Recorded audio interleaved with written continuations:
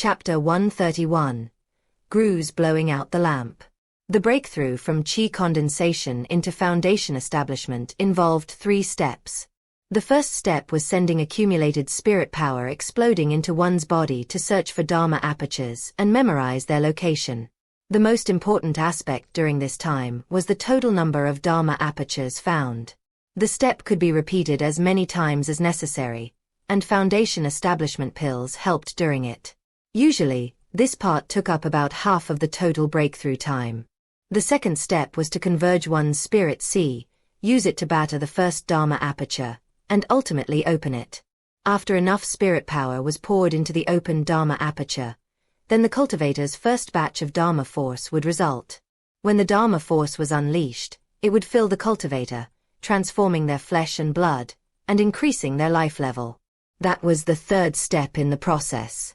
When all 3 steps were complete, the cultivator was officially in foundation establishment. It sounded simple, but the reality was that the only way to successfully complete all 3 steps was to be 100% prepared, and also have a bit of luck.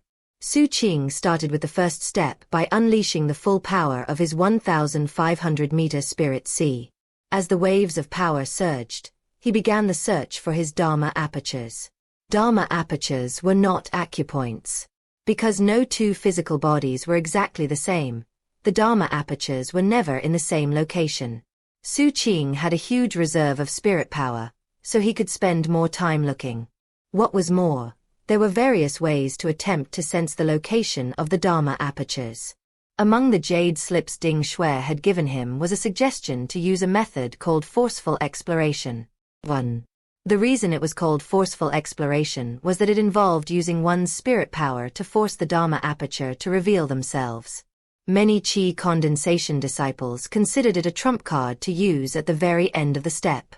But Xu Qing could use only a small portion of his spirit power to utilize the method much earlier. He didn't expect one usage of forceful exploration to reveal all of the Dharma apertures. So he planned to do some experiments first. He started by releasing only 20% of the power of his spirit C, in other words, 300 meters of it. Although it was only 20% to him, it would be going all out for most ordinary disciples. He trembled from head to toe as 300 meters of spirit C erupted from his dantian region, sweeping through his meridians, flesh, and bones like the tide. As it spread, his meridians became like rivers, and the spirit C raged like sea dragons through them. As for his flesh, bones, and organs, they were like parched fields that sucked up the spirit power greedily. As all of that happened, he began his search. Almost immediately, he noticed places in his meridians that were like small vortexes. They were very small and difficult to spot, and would only be noticeable when the meridians were absolutely full to capacity. The vortexes were like heavenly gates that, when filled with spirit power, released a very mysterious aura. Upon sensing that aura, Xu Qing came to realize that the vortexes were indeed the Dharma apertures. The apertures weren't just located in his meridians. They were also in his flesh, organs, and bones. 91 of them. His eyes shone as he ended his first attempt to sense the Dharma apertures. According to the information he'd read about foundation establishment, mutagen would interfere with the attempt to sense the apertures. However, theoretically speaking, there should be 120 of them in total. Normally, finding only 80 would be considered a success, while someone who found 90 would stand head and shoulders above ordinary cultivators. Because 30 Dharma apertures was the requirement to form a single life flame, that meant that only 3 life flames were possible after the first. If Xu Qing didn't care about the total number of apertures, then he could easily proceed to the second step of foundation establishment. Wait, I don't have any mutagen in me. So why did I only sense 91 Dharma apertures? After some thought, he came to the conclusion that it must come down to aptitude. Before the broken face of the god came, there was no mutagen in the world. Back then, cultivators didn't have to worry about the purity levels within their bodies. Everything came down to aptitude. But things were different now. Most sects and organizations didn't care much about aptitude. The only people who did were the important scions of massive organizations. In other words, My lack of mutagen doesn't change the fact that if my Dharma apertures are deeply hidden, my ability to sense them will come down to aptitude. After thinking about it some more, his eyes shone. He wasn't worried that he hadn't found all the apertures. And if his aptitude was limited, that didn't matter either. As long as he had enough spirit power, then there were ways for him to find the hidden Dharma apertures. If he didn't find them in one shot, then he would try a second time. And if that didn't work, he would try 5 or 6 times. Having reached the conclusion that this was definitely the best idea, he closed his eyes and released half of his remaining 1,200 meters of Spirit Sea. 600 meters of Spirit Sea exploded out as he began his second attempt to sense the Dharma apertures. What he was doing was absolutely incomparable, and would be considered astonishing to ordinary cultivators. As his Spirit Sea erupted, his meridians swelled, and his flesh, organs, and bones filled with spirit power, causing him to tremble inside and out. The force of his effort was so intense that, in the blink of an eye, 5 Dharma apertures appeared. He had already sensed a total of 96 Dharma apertures. There was still spirit power left for his second attempt, however, so he continued the search. I have enough spirit power and enough foundation establishment pills. Before his second attempt was even over, he decided to unleash his remaining 600 meters of Spirit Sea. However, that was when something unexpected happened. As he sat there cross-legged in his cave temple, the spirit breath lamp, which was casting its light over him and separating him from the darkness, suddenly seemed to sway as if it had been hit by some wind. In fact, as the flame flickered, it looked like it might be extinguished. As the flame swayed, shadows appeared on the walls of the cave, like people or creatures. However, they were incomplete, and so blurry that it was impossible to make them out clearly. It was like they existed in the cracks between time and space, and thus weren't completely visible. Normally speaking, they didn't pay attention to what was happening around them. But the aura created by Xu Qing sensing his Dharma apertures seeped into their world, attracting their attention. Their world was a huge place, and auras like this would often appear there. Because of the great distances involved, only Grus who were in the immediate vicinity would usually notice. But the flame of the spirit breath lamp could exert pressure on them, and thus, all they could do was congregate in the cave and look on greedily. As that greed transformed into malicious intentions, Xu Qing sensed it, and his mind spun. He didn't know exactly what these Grus were. His jade slips with information about Foundation establishment hadn't offered a clear explanation. But he could sense their maliciousness, and knew that if they attacked him, his breakthrough would fail. Thankfully, the spirit breath lamp couldn't be extinguished so easily. Though its flame flickered, it still cast its protective light around Xu Qing.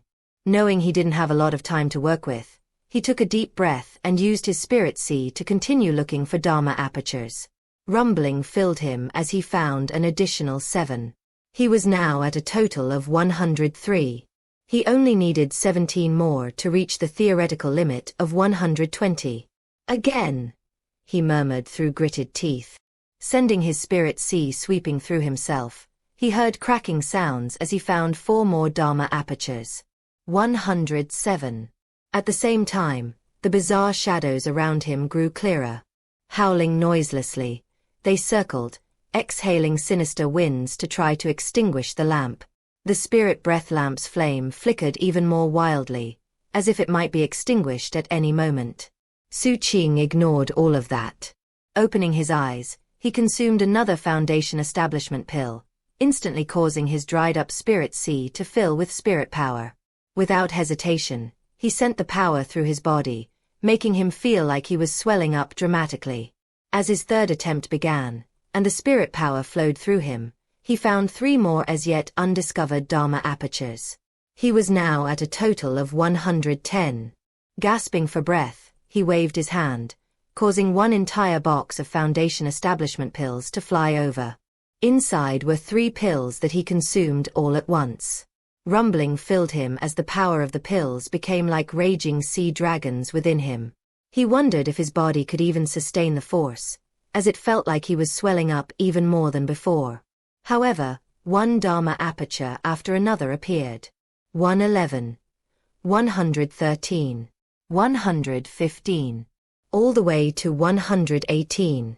He just needed 2 more Dharma apertures to reach the limit. However, no matter how he searched, he found that the aura emitted by the Dharma apertures he'd found so far was too intense. That itself was what had attracted the grooves.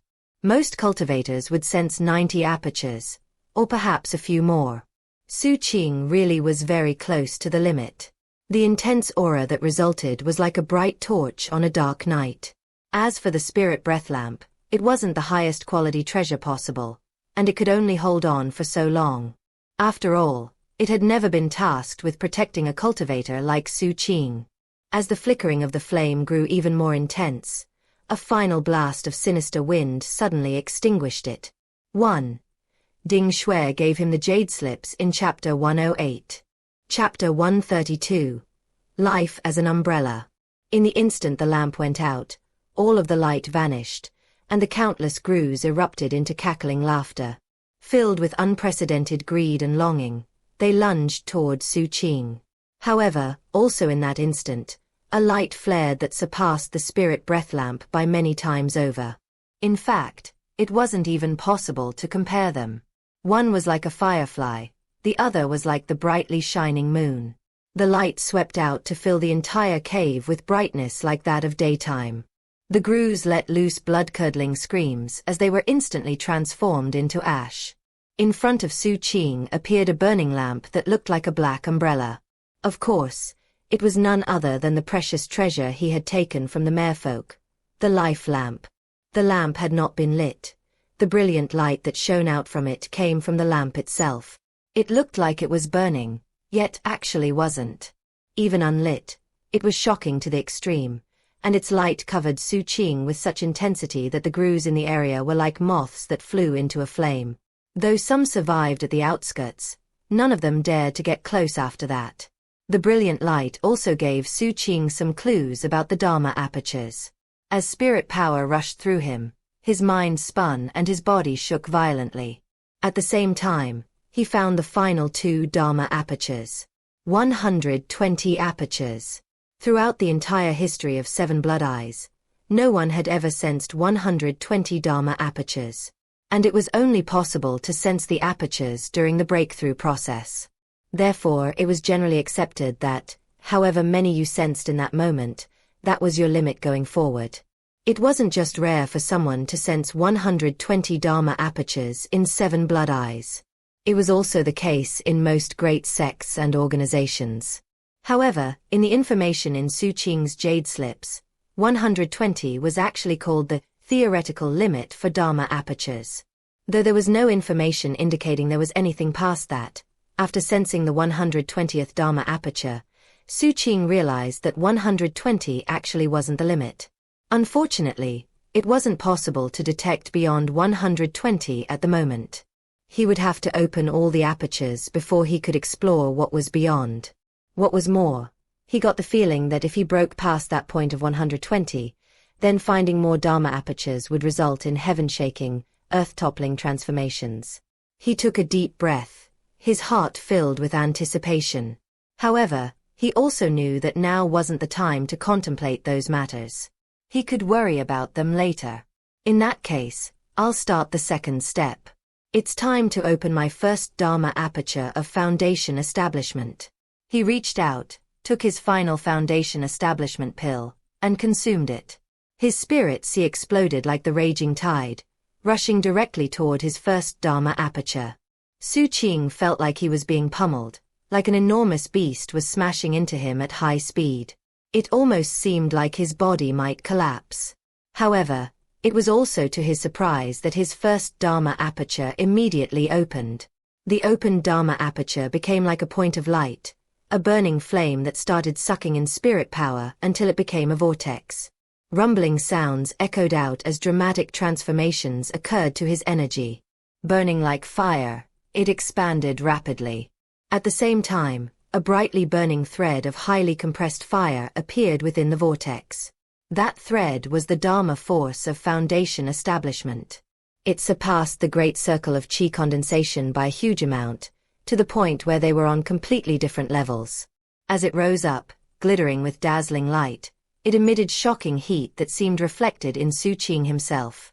The spirit sea in his Dharma aperture vastly surpassed anything from an ordinary cultivator. Clearly, his work to push his spirit sea to 1,500 meters had been worth it. And given that his Dharma aperture could fit a 1,500-meter spirit sea, it was little wonder that his Dharma aperture surpassed anything that an ordinary cultivator could form. As Xu Qing's aura transformed, the Dharma force coursed through him, provoking extremely dramatic transformations. It started with his meridians, which became tougher. Furthermore, it was possible to see countless natural striations within him. Next was his flesh. As the Dharma force flowed through it, it transformed on a substructural level. Then came his bones and organs, all of which became tougher. And all of them, along with this flesh, came to bear natural striations. This was a Dharma body. When cultivators stepped into Foundation establishment, their life force leaped to a higher level. They turned what was mortal into something dharmic. As his Dharma body formed, and his Dharma force proliferated, he began to emit fluctuations that surpassed chi condensation. As they rolled out explosively, he opened his eyes, which shone with violet light. According to what he'd read in the jade slips, when a disciple who had a forbidden sea dragon whale reached Foundation establishment, they would be able to open their second Dharma aperture more quickly than average. During the actual process of the breakthrough, opening a second Dharma aperture would result in a second opportunity to refine the body. And it could only happen then. After the breakthrough point, opening more Dharma apertures wouldn't result in any changes. It was a precious opportunity, and in some ways, that second Dharma aperture became like a second life. Xu Qing threw both of his hands out, and his dragon whale appeared, which had reformed after his previous grievous injuries. Forcing it down into the size of his fist, he put it in his mouth and swallowed it. A moment later, the snake-necked dragon emitted a cheerful cry as it rushed toward his second Dharma aperture. Rumbling sounds echoed out as the second Dharma aperture opened. The snake-necked dragon charged inside, transforming into a 1,500-meter spirit sea vortex. Flames raged, and a second thread of Dharma force appeared. When it appeared, it swept through him and once again transformed and blessed his body. The shadowy grooves surrounding him looked more greedy than ever, but when they tried to approach, the life lamp kept them at bay. But then, an unprecedented sinister wind erupted, like a tempest. It was as if some mighty fiend had risen up from within the grooves, and was trying to extinguish the lamp. Although the grooves could not blow out the fire, they did manage to weaken it. And as it weakened, that unseen fiend seemed to get very excited, and howled noiselessly. Then it unleashed a projection that, in the blink of an eye, shot toward Xu Qing's forehead. However, as the life lamp glittered brightly, the projection was forced to abandon its assault and shrank back. Then Xu Qing's shadow, which he had suppressed earlier, seemed to catch a whiff of an appetizing aroma, and shot toward the projection. Before the projection could return to where it came from, the shadow arrived and gobbled it up. As the fiend's howls faded, the shadow burped and then looked back maliciously at Xu Qing. In the end though, it shivered a few times and seemed to reconsider taking action. It remembered being viciously suppressed, and as a result, didn't dare to make a move. Returning to Xu Qing, it once again assumed its bored and bedraggled countenance from before. Meanwhile, the grooves in the area all trembled like fish in the face of a shark. Then, all in the same moment, they vanished. Xu Qing opened his eyes and looked down at his shadow. The shadow shivered, and more cracks appeared on it. Whether it was real or an act, Xu Qing didn't know. Narrowing his eyes, he examined himself. His Dharma body was still being blessed, and rumbling sounds filled him from the beating of his heart. It sounded like war drums. At the same time, the second thread of Dharma force combined with the first. That new unified thread of Dharma force made Xu Qing burn even brighter as the two spirit seas in his two Dharma apertures continued to produce more Dharma force. After filling him completely, it seeped out into the open. His aura was now far beyond what it had been in the past. In fact, it surpassed comparison.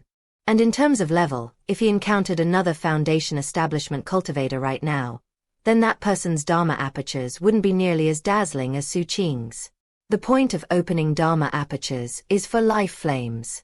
30 Dharma apertures allow you to form your first life flame. 1 life flame is the true early foundation establishment.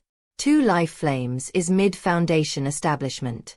Only by forming life flames can one truly unleash the signature power of foundation establishment cultivators, the profound radiant state. As Xu Qing knew from his jade slips, foundation establishment cultivators didn't keep their life flames ignited for long periods of time. After all, being in the profound radiant state was extremely draining. That said, the profound radiant state provided incredible amounts of battle prowess. That was why most foundation establishment cultivators with life flames only used them in battle. That was why I was able to beat Patriarch Golden Vajra Warrior. He hadn't opened his 30th Dharma aperture. I need to get to that point as quickly as possible. Xu Qing's eyes shone with both vigilance and anticipation. The vigilance was from the fact that he now knew foundation establishment cultivators were more complicated than he had realized. The anticipation was from knowing that after opening enough Dharma apertures, he could enter the profound radiant state. And then there was his life lamp. Even the great sects and organizations long for life lamps. One such lamp contains the power of an entire additional life flame. That said, in order to use the lamp I have, I first need a life flame. Only then can I ignite it within me. In other words, once I form my first life flame, I can then put it onto the life lamp.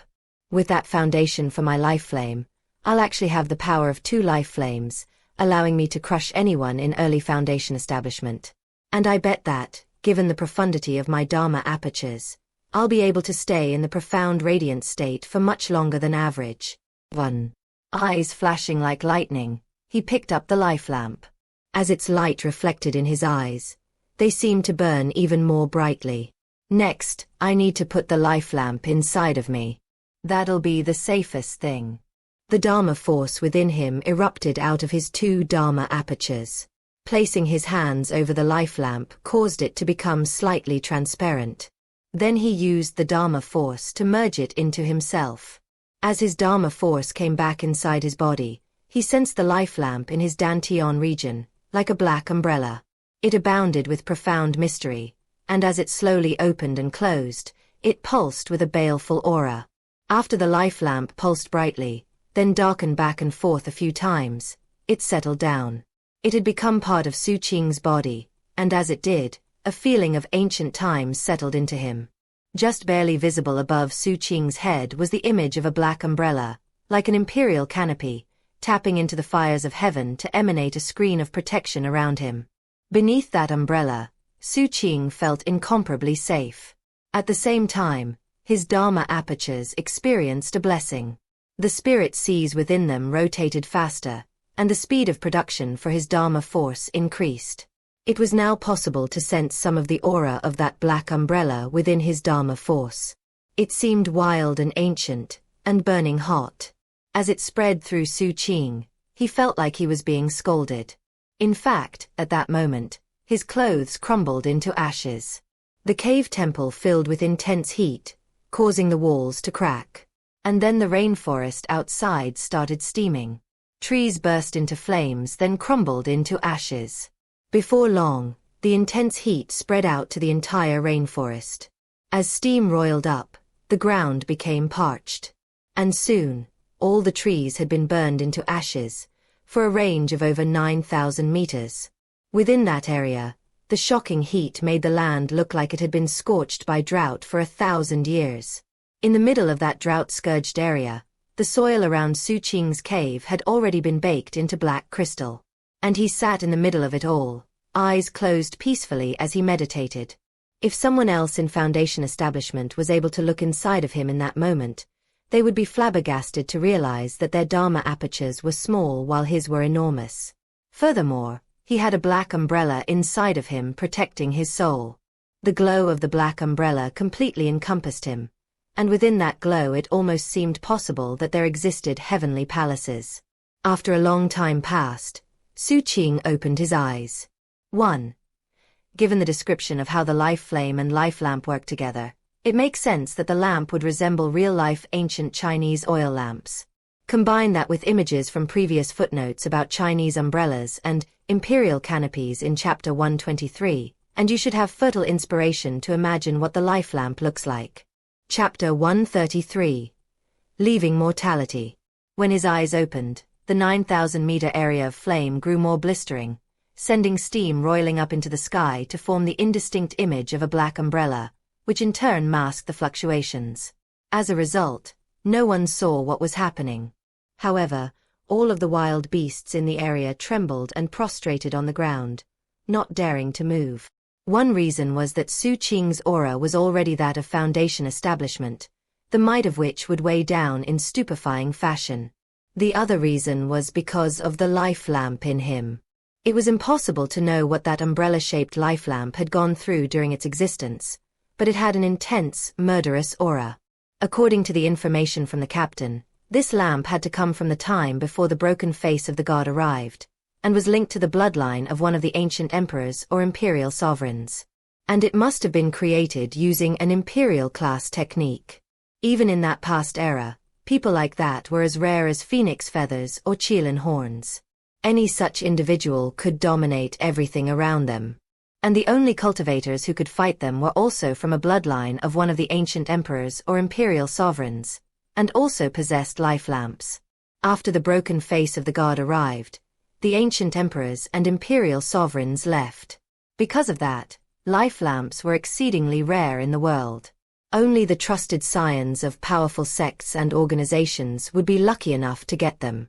I wonder which of the ancient emperors and imperial sovereigns this lamp comes from. Xu Qing took out an ordinary set of clothing and put it on. He looked at the black umbrella above, formed from steam and mist, then opened his mouth and inhaled. Instantly, all of the mist from the 9,000-meter area of flame rushed toward him. Xu Qing became the center of a vortex as the intensely hot mist rushed into his nose and mouth. As the mist vanished, his eyes shone brightly, glittering as if they had stars in them, their light thrumming with the Dharma force of Foundation establishment, which could shake one down to the soul. Apparently, he was so full of Dharma force that he was instinctively releasing it. Xu Qing's expression was the same as ever as this happened. He knew that, because he had just stepped into Foundation establishment, he simply wasn't accustomed to the terrifying nature of Dharma force. Ordinary Foundation establishment cultivators form one life flame per 30 Dharma apertures. As a result, they usually form 3 before stepping into a new cultivation realm. But my current Dharma apertures already have the potential to eventually form a total of 4 life flames. Looking down at the umbrella-shaped life lamp within him, his eyes shone with keen anticipation. According to the captain's speculations, even back in the era before the broken face of the god came, the scions of the ancient emperors and imperial sovereigns generally only formed one life lamp. Back then, only those truly chosen by heaven and thought to have the potential to become ancient emperors or imperial sovereigns would form multiple life lamps. And for them, the number of life lamps they could form was equal to the number of life flames they had. I'm happy to just have one. Now I really need to open 30 Dharma apertures. Xu Qing took a moment to inspect himself thoroughly. Because of the black umbrella covering him, his cultivation base fluctuations weren't very obvious. Looking down at his shadow, he sent his thoughts out to control it. In response, the shadow sent a sliver of itself inside Xu Qing to cover over the life lamp. As the shadow neared the lamp, it shivered as though it was being shoved away. However, Xu Qing calmly forced the shadow to continue, and it didn't dare to resist. Under Xu Qing's control, the shadow formed a cover that went completely over the lamp. Xu Qing's entire person seemed to go dark at that moment. He still pulsed with Foundation establishment fluctuations, but the life lamp wasn't visible. It's too bad my sea and mountain incantation is at such a low level. Or maybe it's because the technique really has reached its final limit. Either way, it doesn't seem like I can push it any higher than it is. The sea and mountain incantation had been immensely helpful to him, and he had pushed it far past its original limit. Now, it seemed impossible to improve it any further. But Xu Qing couldn't help feeling that he was missing something. I need to try to figure out a way to push the sea and mountain incantation to a higher level. And now that my cultivation base is stabilizing, I need to hurry back to 7 Blood Eyes, register my cultivation base on the 7th peak, and get a new foundation establishment technique. Because he didn't have a foundation establishment technique, he couldn't open any new Dharma apertures. Therefore, he took a deep breath, closed his eyes, and focused on recovery cultivation. A month passed slowly but surely. He had now been away from the sect for about 3 months. With his fluctuations held back, and his shadow covering the life lamp, he seemed like an ordinary foundation establishment cultivator in all respects. During the month that had just passed, he significantly improved his understanding and control of the life lamp. When he opened his eyes, something like lightning flickered in their depths. Calmly performing an incantation gesture, he pointed his finger toward the dome of heaven. Igniting his 2 Dharma apertures, he sent their shocking power through his finger and shooting high up into the sky. Up above, a semi-transparent entity became visible, spiraling in the air as it turned into a snake-neck dragon. Throwing its head back, it roared to heaven as its semi-transparent form grew more and more visible.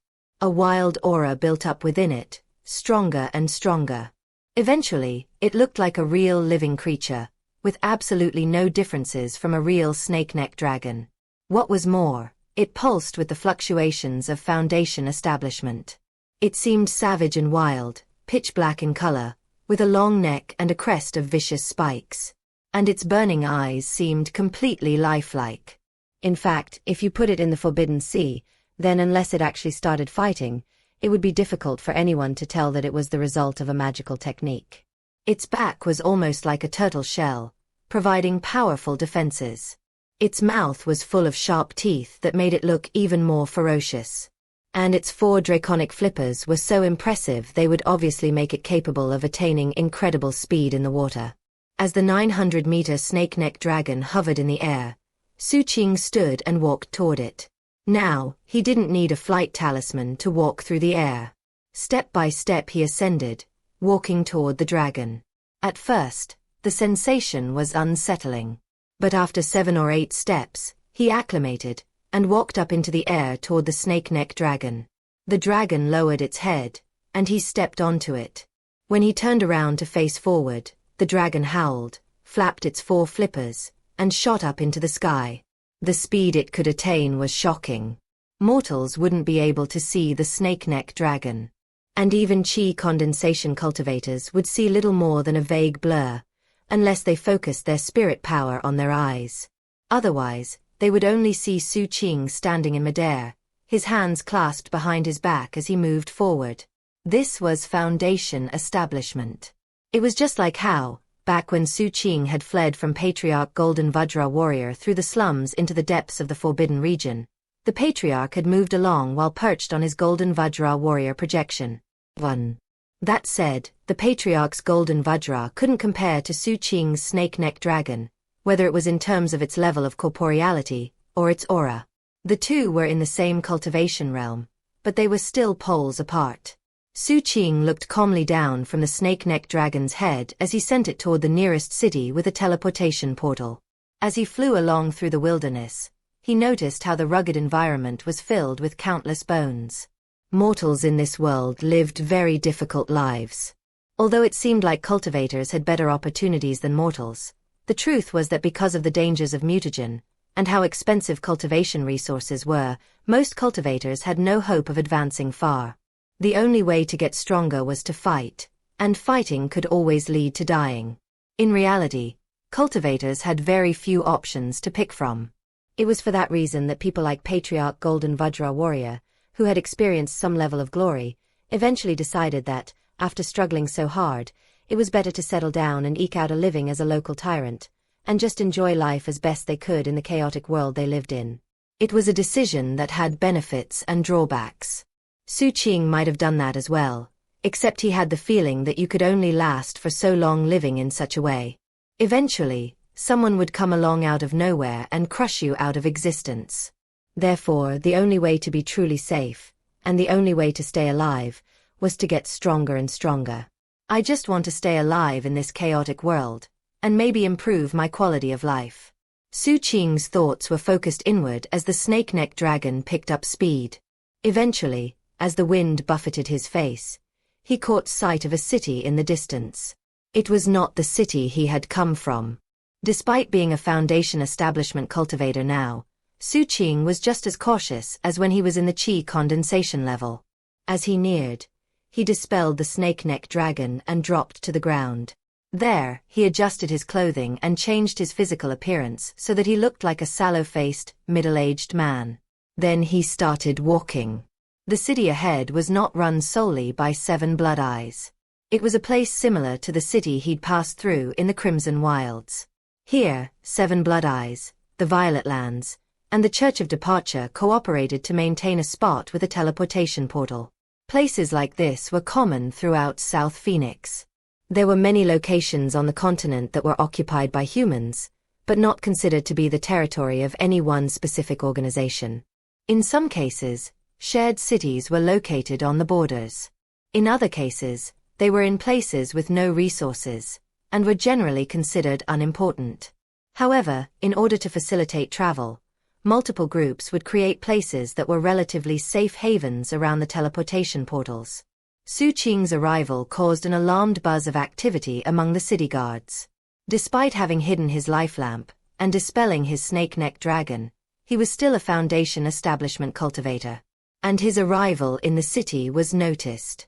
Unless a Foundation establishment cultivator worked hard to conceal their fluctuations, then they would automatically release some of their aura, and that would cause alarm for any qi condensation cultivators who sensed it.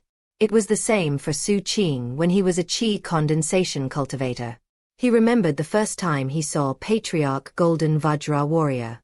Even from a distance, it had left him feeling shaken. And the Patriarch didn't even have a life flame, and could not enter the profound radiant state. The lower one's cultivation base, the stronger the effect would be. Only someone in the 8th level of qi condensation could stand up to a Foundation establishment cultivator. And even then, it was only true because most Foundation establishment cultivators from small sects couldn't even open 30 Dharma apertures.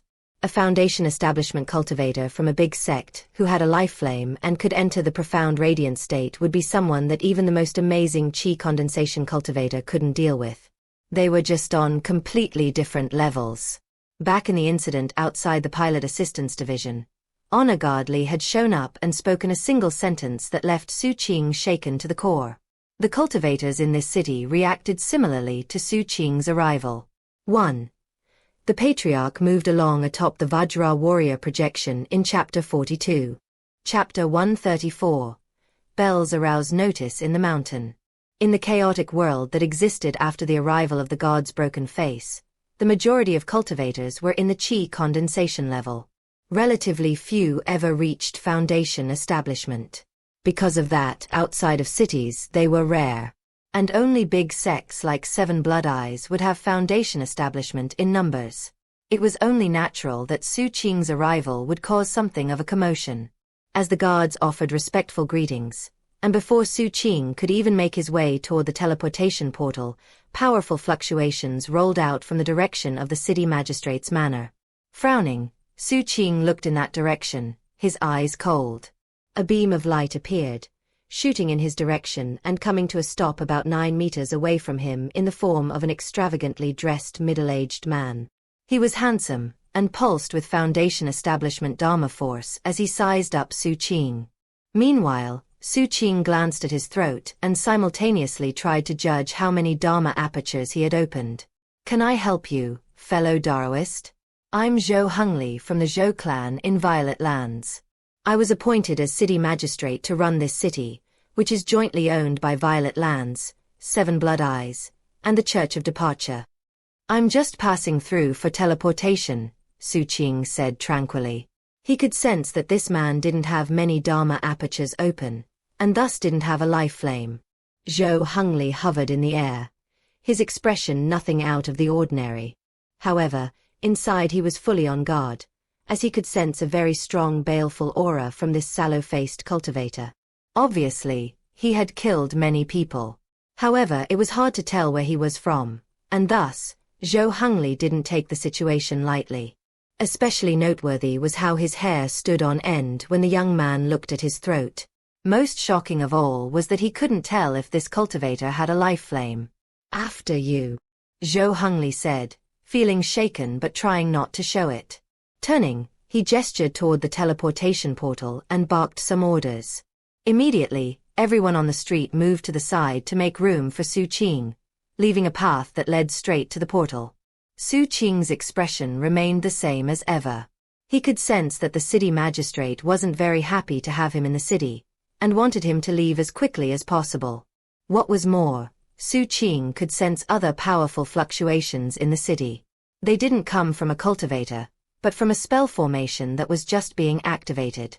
This was an ordinary reaction as far as Xu Qing was concerned. This was a city in the middle of the wilderness, so it made sense that they would be wary of a random Foundation establishment cultivator who showed up out of nowhere. Xu Qing nodded. Then, instead of walking, he flew through the city toward the teleportation portal, kicking up a strong wind as he did, which sent dust flying everywhere. Pupils constricting, Zhou Hongli quickly followed. When Xu Qing arrived at the teleportation portal, he saw that it had already been cleared for his use. There were no random people present, only the handful of guards that operated the portal, who trembled and bowed to him in greeting. "Well met, Senior. The teleportation portal is ready. Sir, where would you like to go?" Xu Qing looked at them, and then at the city magistrate, who was obviously trying to look casual but was fully on guard. It really gave Xu Qing a sense of what it meant to be a Foundation establishment cultivator. Walking up to the portal, he said, "The capital city of 7 Blood Eyes." The guards voiced acknowledgement, made some adjustments to the formation, and then after triple-checking to make sure everything was in order, backed away 30 or so meters. Xu Qing looked at the teleportation portal. He wasn't intimately familiar with the workings of spell formations, but he had learned a bit. After examining it, he stepped onto the portal, whereupon the formation started shining with bright light. After he vanished, Zhou Hongli breathed a sigh of relief. He was in Foundation establishment, but he had no interest in provoking someone with such a powerful, baleful aura. 7 Blood Eyes doesn't permit outside Foundation establishment cultivators to enter their capital city. But that's where he's going. I'd say it's unlikely he's a criminal. So does that mean he's a 7 Blood Eyes Foundation establishment cultivator? Scratching his neck, Zhou Hongli decided not to think about it. As far as he was concerned, all outside Foundation establishment cultivators were dangerous. If such a person had a life flame and could enter the profound radiant state, they could take his life in an instant. Therefore, all he wanted to do with such people was escort them on their way as quickly as possible. If conflict erupted with a person like that, given how far away he was in the wilderness, away from his clan, he would be dead long before his clan had any idea what was happening. In the eastern part of the continent of South Phoenix, where the mountains of truth connected to the sea, there were 7 huge blood-red eyes that looked down on a bustling city. In the city center there was a teleportation portal, where Xu Qing stepped out of the glittering light. The moment he appeared, and before he could even look around, his expression flickered. He could sense powerful fluctuations filling the city, and in the blink of an eye, they were converging on him. They didn't do anything, but they remained around him, as if they were monitoring him. Xu Qing knew what was happening. This was the 7 Blood Eyes Grand Formation at work. It had never behaved like this in the past when he returned to the sect. But things were different now that he was in Foundation establishment. Now he had a better understanding of why outside Foundation establishment cultivators wouldn't blithely enter 7 Blood Eyes. From the perspective of the spell formation, the fact that he was in Foundation establishment was more important than him being a disciple. So though it recognized him as a disciple, until he went to the 7th peak to register his cultivation base, the spell formation would continue to monitor him closely. Taking a deep breath, he calmly walked off the teleportation portal. The fact that he was being monitored by the spell formation was not something other cultivators or ordinary citizens would notice. After leaving, he changed into the standard grey Doroist robe. He had learned his lesson after Sea Lizard Island, and upon returning, had bought several grey robes as spares. As he walked down the street, He tested out whether hiding his cultivation base would prevent the spell formation from locking onto him. It didn't, which gave him an even deeper understanding of the spell formation. I wonder if it would work if I used my shadow. After some thought, he decided not to do any experiments. For the time being, it wasn't necessary, and besides, could theoretically be dangerous. I guess it's time to go up the 7th peak. Looking at the distant 7th peak, he started walking. As he passed the various shops, the cold and detached pedestrians, and the occasional grey-robed disciples, he thought back to everything that he'd done in Seven Blood Eyes. It caused him to sigh inwardly. At the same time, he was full of anticipation at the idea of getting his share of the sex profits in the form of 5,000 spirit stones a month. Just as he was about to start walking faster toward the 7th peak, he noticed a familiar face. This person immediately attracted the attention of the common citizens, who looked at him in awe. Some of the nearby off-peak disciples stared at him with open envy. He was a young man in a pale violet Daoist robe. Of course, the color of his robe indicated how important he was. Coupled with his handsome features and his powerful cultivation-base fluctuations, he seemed like the child of a god descended into the mortal world. He was none other than Xiao Zhongheng. Xu Qing saw him. He saw Xu Qing. Before, Xiao Zhongheng would have ducked his head and walked in the other direction without saying a word to Xu Qing. But today, he snorted coldly, waved his hand, and pointed toward the dome of heaven. All of a sudden, a forbidden sea dragon whale appeared above him, roaring briefly before vanishing. The scene caused a commotion in the area, with many of the off-peak disciples cheering loudly. Looking extremely pleased with himself, Xiao Zhongheng faced the expressionless Xu Qing. I also cultivated a forbidden sea dragon whale, he said proudly. Xu Qing showed no reaction whatsoever. Not wanting to waste time on Xiao Zhongheng, he just kept walking toward the 7th peak. Xiao Zhongheng frowned. He was a bit irritated that Xu Qing didn't react with shock to his dragon whale. However, he hadn't forgotten everything that happened when they met out on the open sea. And therefore, he just bit his tongue, stowed any thoughts of showing off, and headed toward the 7th peak. He had come off the peak today to pick up a phoenix hairpin he'd had custom-made for elder sister Ding, and now he planned to give it to her. As he went further south in the city, he eventually neared the gate that led to the 7 peaks. Because that was the only thing in this part of the city, there weren't a lot of pedestrians. And that was when a look of surprise appeared on his face as he realized Xu Qing was still ahead of him. At this point, he realized that Xu Qing must be planning to go to the peaks. Of course, Xiao Zhongheng was curious about this, but being as proud as he was, he didn't ask for details.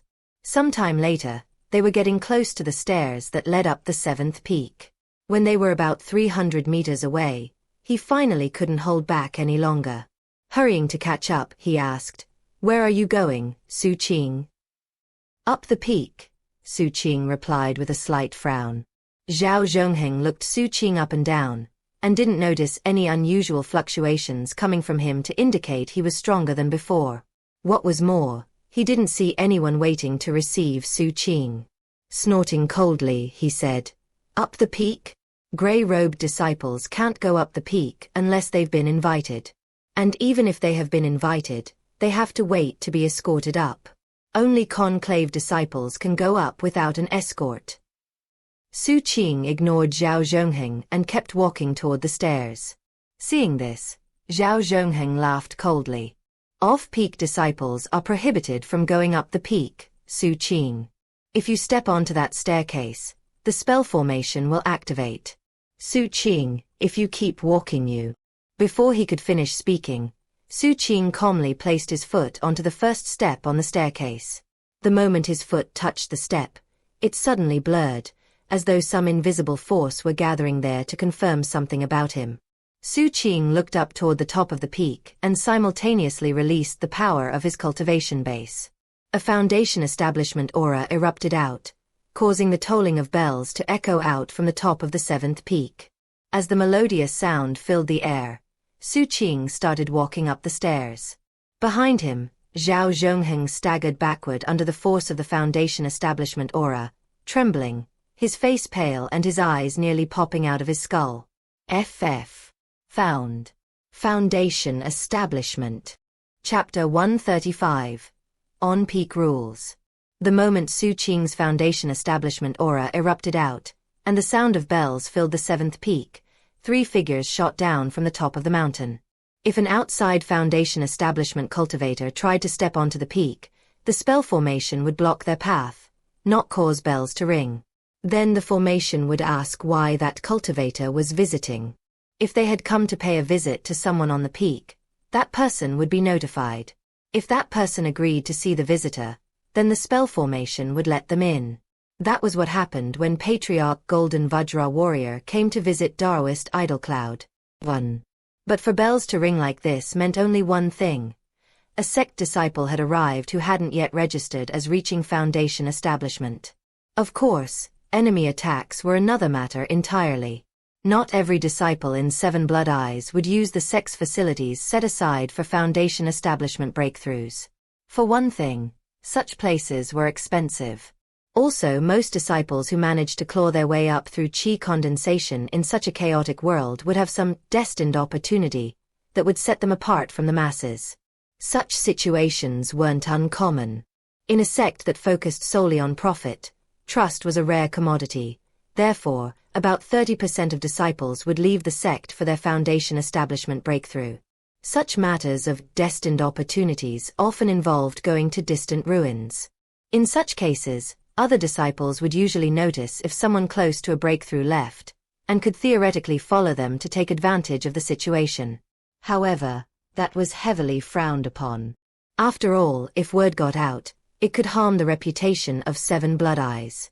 Therefore, the sect was very strict about prohibiting internal fighting when it came to Foundation establishment breakthroughs. Granted, it still happened, and in those cases, the on-peak cultivators didn't pay much attention, as whoever carried out such operations would plan them carefully. Few people would be foolish enough to try without doing so. Of course, Xu Qing had carefully considered all of those factors before making his decision to leave the sect for his breakthrough. A sharp whistling sound could be heard as the 3 figures from further up the mountain flew toward him. In the lead position was an average-looking man in a violet robe, with a round face. He was the very same cultivator who had led Xu Qing up to get his Daoist robe when he first joined the sect. He was also the one who had given Xu Qing advice about his habit of holding his hand in a certain way, and had told him it was better to be a needle concealed in silk. Xu Qing felt a bit nostalgic seeing him.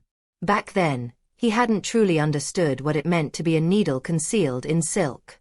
But after his experiences in Seven Blood Eyes, he knew firsthand how important it was. Xu Qing had learned a lot in Seven Blood Eyes.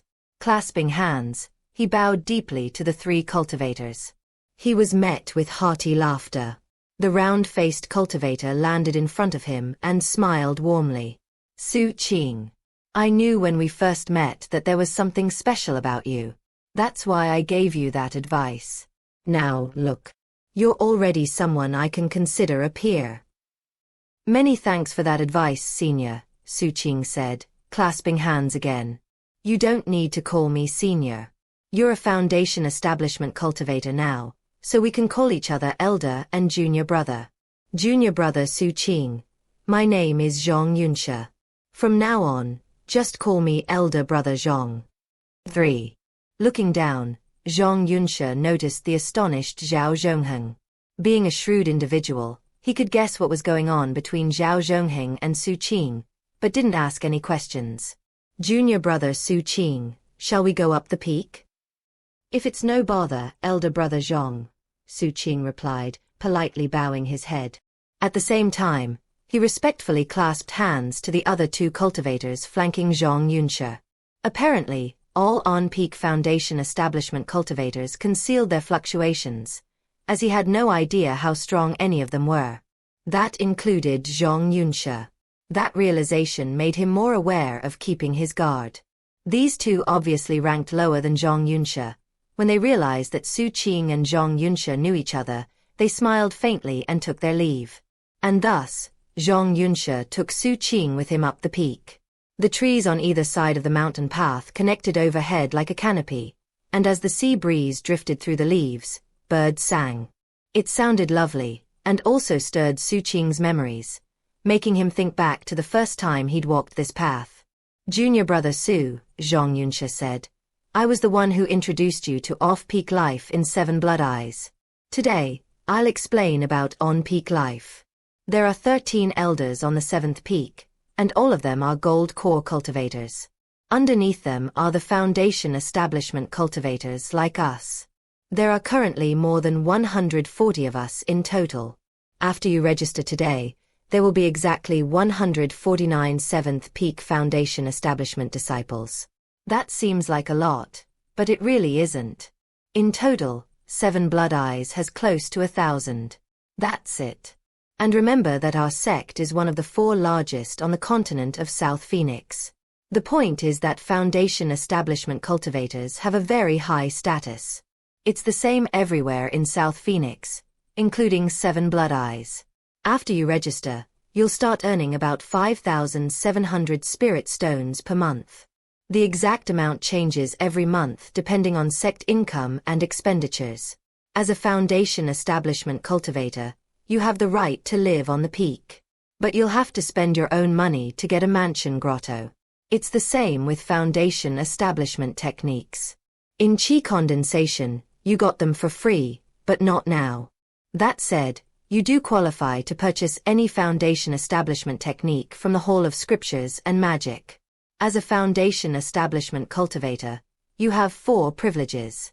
The first privilege comes with 2 options.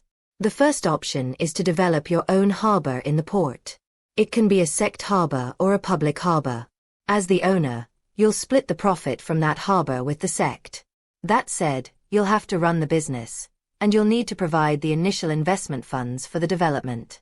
If you don't want to have your own harbor, your second option is to lay claim to one of the streets in the capital city. All of the shops on that street will pay their rent to you. That option is easier than the first. All foundation establishment cultivators get to pick between one of these 2 options. Take your time to think about which one fits you best. The second privilege is that if any off-peak disciple offends you, you can kill them on sight. However, you have to pay a fee of 10,000 spirit stones for the first person you kill. If you kill a second, you have to pay double, and so on. You can never kill someone without paying that fee, and the debt can never be wiped out. Although Zhang Yunshi explained this with a smile, it caused Xu Qing's pupils to constrict. This rule is something that all Seven Blood Eyes Foundation establishment cultivators have to bear in mind. It doesn't matter if you're outside the sect, or in it. You always have to consider whether or not it's worth it to kill someone weaker than you. By the way, if it's an off-peak disciple from one of the other peaks, the fee is double. The third privilege is that you can pick 2 off-peak disciples, or anyone else that you approve of, to be your attendants. They earn the right to live for free in the capital city, or they can practice their cultivation on the peak, registered under your name. Coupled with the third privilege is the right to teleport to any Seven Blood Eyes city for free. In addition, every year, you can distribute 100 living permits for any Seven Blood Eyes city. Remember, in scavenger base camps and other small towns, such permits are very expensive, and they are only available to people with a recommendation from a Seven Blood Eyes disciple. The final privilege is that you get protection from Seven Blood Eyes. Because of that, no gold core cultivator from the outside would dare try to kill you.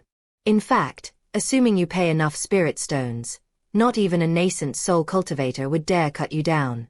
Actually, if you offer enough spirit stones as a reward, the sect will even help you go out and kill people like that.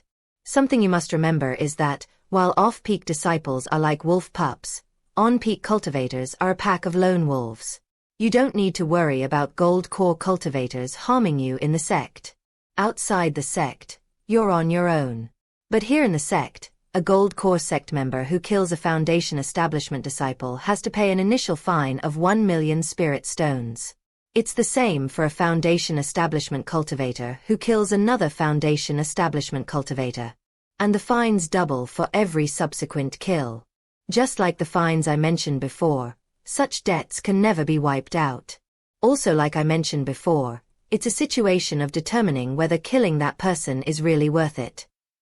Zhang Yunxia was still smiling, but his words made it clear what the Foundation establishment position and on-peak brutality were all about. What are my responsibilities? Xu Qing asked. Responsibilities? Zhang Yunxia chuckled. All of us here worked hard to fight and kill our way up from among the off-peak disciples. It was all our own effort. Therefore, we owe no responsibilities to the sect. If you want to stick around, you can make money. If you want to leave, no one will try to get you to stay. That said, the missions posted by the sect offer handsome rewards, so people usually scramble to finish them.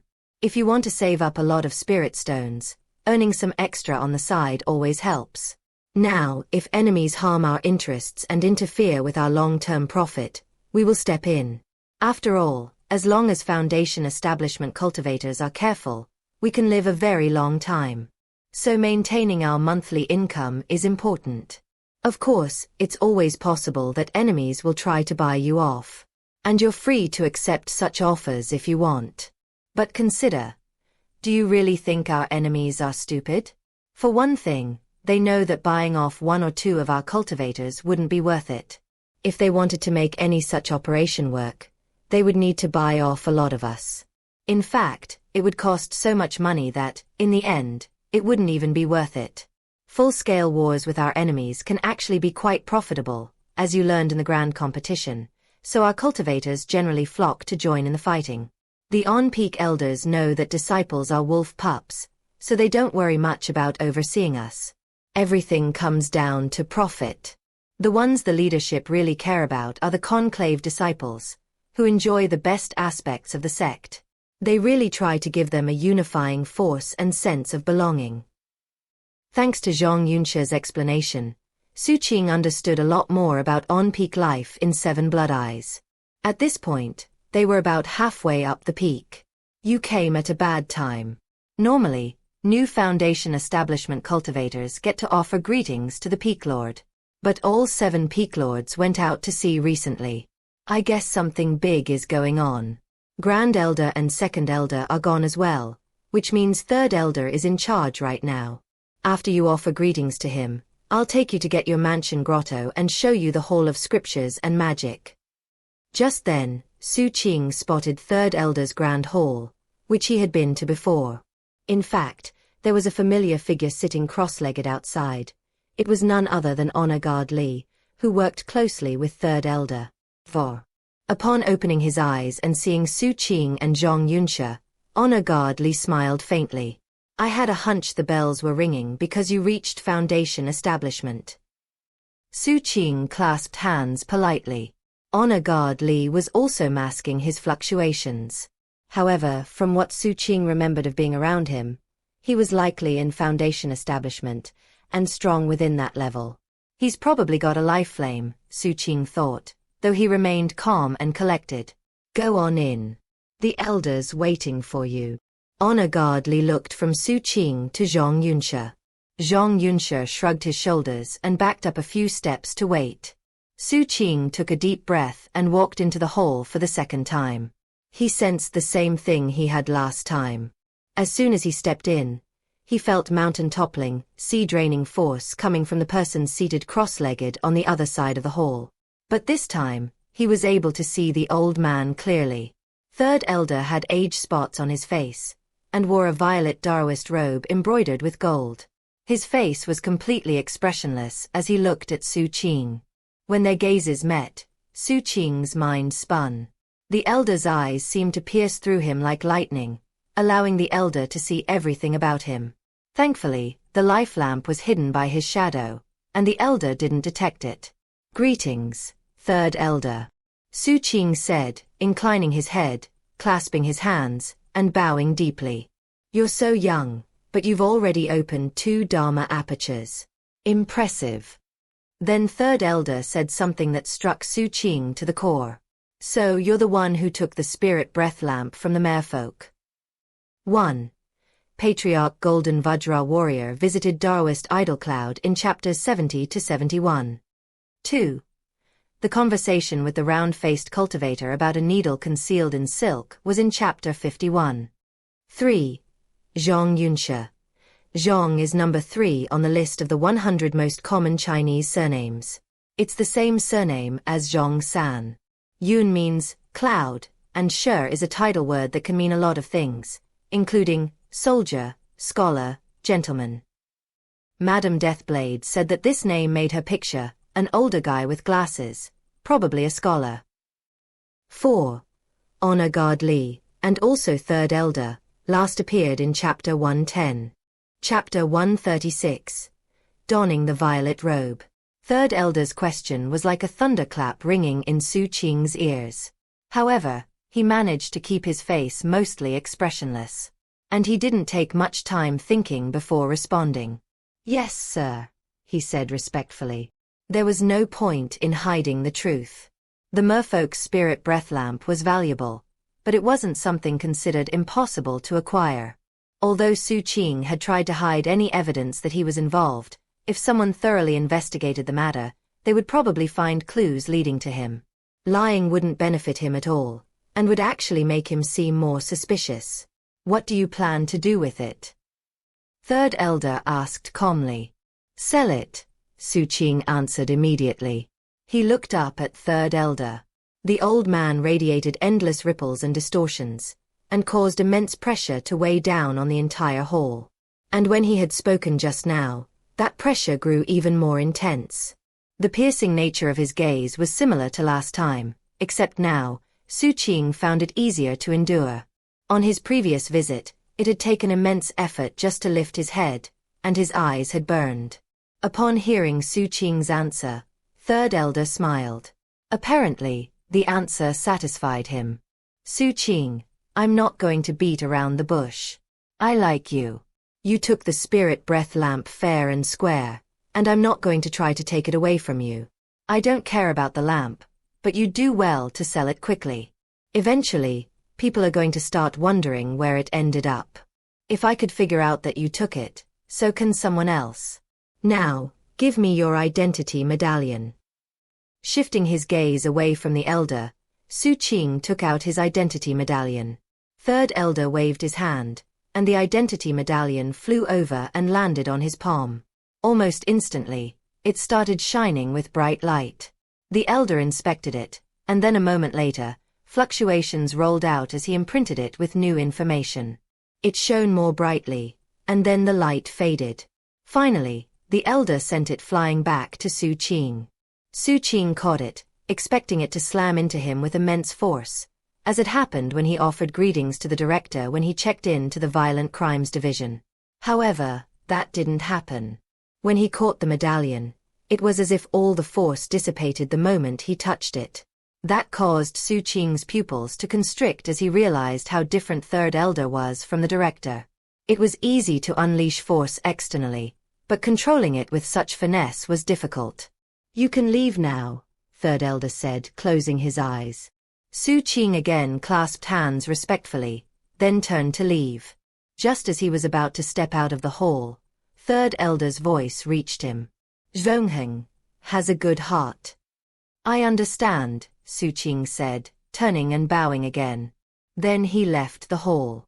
Last time, Third Elder hadn't said these words to him personally, but rather delivered them through Honor Guard Li. The reason was that, back then, Xu Qing's status was too low. But things were different now. 1. Upon leaving the hall, Honor Guard Li gave him a nod, then closed his eyes. Xu Qing walked over to Zhang Yunxia. Smiling, Zhang Yunxia took him to get his Daoist robe and pick out a mansion grotto. Unfortunately, most of the mansion grottos were already occupied, so the one he picked was in a somewhat remote location. Even still, he liked it. And it wasn't as expensive as he'd imagined it would be. Finally, Zhang Yunxia took him to the Hall of Scriptures and Magic, where he could get some foundation establishment techniques. He also acquired a new body refinement method. By the time everything was taken care of, it was dusk. Zhang Yunxia took Xu Qing back to his mansion grotto, then clasped his hands in farewell. Before leaving, he smiled and said, Junior brother Xu, there are 2 reasons why I'm the one who helped you out today. The first is that I think we're connected by destiny. The second is that I'm receiving a nice reward from the sect for accepting the task of receiving all new on-peak disciples this month. So you don't need to be overly suspicious of why I'm working so hard to help you out. That said, I really do feel like there's some destiny at work in our encounters. If we ever meet each other while out at sea, I hope we can have each other's backs. Finally, junior brother Xu Qing, I'd like to offer you a friendly tip. When we cultivators enter Foundation establishment, the most important thing is to open 30 Dharma apertures as quickly as possible. When you form your life flame, you can enter the profound radiant state. Cultivators without a profound radiant state are on a completely lower level than those who have it. Since you worked so hard to get into Foundation establishment, you must form your life flame as quickly as possible. Until then, you're at a huge disadvantage. Many dead Foundation establishment cultivators lost their lives before they formed their life flame. Foundation establishment cultivators without the profound radiant state can do little more than bully Qi condensation cultivators. Having finished speaking, he glanced at Xu Qing's right hand. Detecting no signs of the previous bad habit, he smiled and strolled away. Thanks to Zhang Yunxi's reminder, and Xu Qing's own understanding, he now realized more than ever how important life flames were in Foundation establishment. Clasping hands, he bowed toward Zhang Yunxi as he disappeared. At the same time, he relaxed the guard he had been keeping against the man. Turning, he looked at his new mansion grotto, which was located next to a cliff. Right now, the pitch-black stone door was closed, and there were weeds growing everywhere. There was even moss creeping up the door. A humid wind constantly blew through the area. After inspecting the area, Xu Qing stepped up to the stone door and took out the jade slip that acted as the key. When he sent some spirit power into the jade slip, magical symbols glowed on the door. Then Xu Qing used the method described in the jade slip to touch the magical symbols. After imprinting his mark onto the door, the magical symbols glowed brightly as the mansion grotto became linked to him. Then the door opened, revealing the interior. It wasn't very large inside. It had 2 rooms, and was lit by luminescent pearls set into the ceiling. It obviously hadn't been used in a long time, as everything was covered in dust. Xu Qing waved his hand, sending a wind through both rooms to clean them out. Then he closely inspected the entire place to make sure it was safe. After, he went back out and sprinkled poison powder everywhere. He applied the poison very liberally, making sure every area was thoroughly covered. Then he went back inside and spread even more poison. After, he took out his defensive spell formations and activated them. With the door closed and the formations activated, he breathed a relaxed sigh. Sitting down, he thought back to everything he had seen and heard. It reminded him of his first day in 7 Blood Eyes, except back then he was in Qi condensation, and now he was in Foundation establishment. I'm finally in Foundation establishment. Thinking about all the perks to being a Foundation establishment cultivator in 7 Blood Eyes, he changed into his new violet robe. Looking down at the Taoist robe, his eyes shone. The robe itself had a defensive spell formation in it. It was the type of garment that people outside the sect, or even off-peak disciples, would fight over, assuming the color was different. After donning the robe, he sat down cross-legged and pulled out a jade slip. This was one of the Foundation establishment techniques he had acquired at the Hall of Scriptures and Magic. Pouring some spirit power into it, he examined the contents. He knew that it was important to start cultivating a Foundation establishment technique as quickly as possible after a breakthrough. Otherwise, he would be wasting time. After all, he could further the cultivation of his new and old techniques at the same time. Time passed as he examined the contents of the jade slip. Soon, moonlight touched the door of his mansion grotto, and eventually, the bright moon rose high in the sky. In the light of the moon, the stone door seemed simple and unsophisticated, yet also filled with the sensation of ancient time and profound changes. Inside the mansion grotto, Xu Qing looked up from the jade slip, his eyes glittering sharply. Balefire soul-swallowing scripture. One of the 7th Peak's signature Foundation establishment techniques was the Balefire soul-swallowing scripture. From the name alone, it was obviously something meant for killing. It was easy to imagine that this technique would be categorized as a nefarious art. That said, Xu Qing felt that it was befitting of a sect named Seven Blood Eyes. The balefire soul-swallowing scripture wasn't divided up into different levels. Instead, the cultivation method was focused on opening Dharma apertures as quickly as possible. In addition to that, it allowed for the creation of a type of flame inside the Dharma apertures, a flame called balefire. When that flame was mixed with the aura of the Forbidden Sea, it created a bizarre reaction. The more one cultivated it, the hotter the balefire became. On the one hand, balefire could be used to attack. Also, it was a key component in the scripture's soul-swallowing aspect.